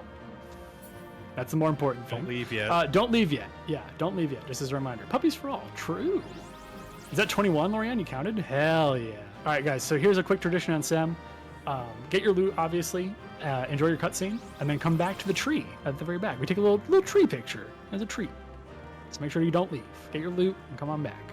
If you were the one who healer LB3 just last thing, make sure you said it. All right. So, yes, as Cal just said, if you could all just kindly sit real quick and then do an emote or a battle pose or whatever. If you did healer LB3, you're going to blind everyone. The G pose is going to look terrible. So, just don't do that. If you'd be so kind, please don't do a healer LB3 in the G pose. But feel free to sit and then do an emote. We'll wait for everyone to get here. We got plenty of time. Congrats on your puppies, guys. 21 clears. Let's go. Hell yeah. It also feels good to, Slash G-pose. do that on the first one back in I don't even know how long. Cal, thank you for saving me on chess too. I completely realized oh, I'm on the wrong side of the arena and all of my calls have been bad now. Oops. It's okay. I told you back's not safe, and then promptly didn't find the right square to go into and died and re-raised. Hey, in the safe you spot. saved literally everyone else, so. Hey, I'll I wasn't take gonna it. call That's it, but I fine. noticed that. I was like, you corrected rare and then got it wrong. Yeah. Well, hey, my re-raiser procs, it's all fine, and I didn't. I told rare back wasn't safe. That didn't mean that I knew where the safe spot was. And now comes the funny Just part saying. where I run the server and I don't remember what the command is to log the logs to give you guys the clear roll. That's how ancient I am. Update rolls, isn't it? Or Is it? That's how you really know you're rusty. Right? Seriously. Oh my God. I can't even remember what it is. I gotta find the command. Isn't Goodness it add me. prog rolls? Yeah, Okay, that's add it. prog roll. That's it. Your time is up, Add- old man. Or, Yeah, or I think it might just truly. be add prog. It's I either think add add prog, prog rolls. maybe? Okay, I tried Pretty's working on No, it. So. Pre must type in. Yeah. Okay, cool. All right. Can you delete mine after that? Yeah, of course. All right, guys, make sure to take your pictures. Enjoy it. Now, I have one last favor to ask of you, if you'd be so kind. There's one other tradition. This is just me personally. This isn't a SEM thing, but I really like it when new people who got their puppies go somewhere in the world and take a picture with your puppy. It could be literally wherever you want, whatever suits you. Just take a screenshot and post it in this chat and Delubrum group chat too. It's always fun to see where people take pictures of their puppies. So, all right, that's it. We're done. We're done on time, which is cool because then my boss won't be mad that I'm late to work. So that's it. I will still do another one of these this month because I'd like to do it again just because it's good to be back in DRS. But I'll figure out that schedule with the family and wifey and whatnot. But thanks, guys. Great job. It was just in time. Ludo has 1 minute, or had before he zoned out, had 1 minute left on the duelist buff. Easy peasy. All right, guys. Well done. Welcome to SEM, by the way. This is your first time doing an event here. It's been a while since I've hosted something. It's been a while since SEM has hosted something that wasn't an Omni Farm. So hoping to get back into that a little bit more. So thanks for coming, guys. I appreciate it. Thank you so much. You're welcome. That's it for me. You guys are welcome.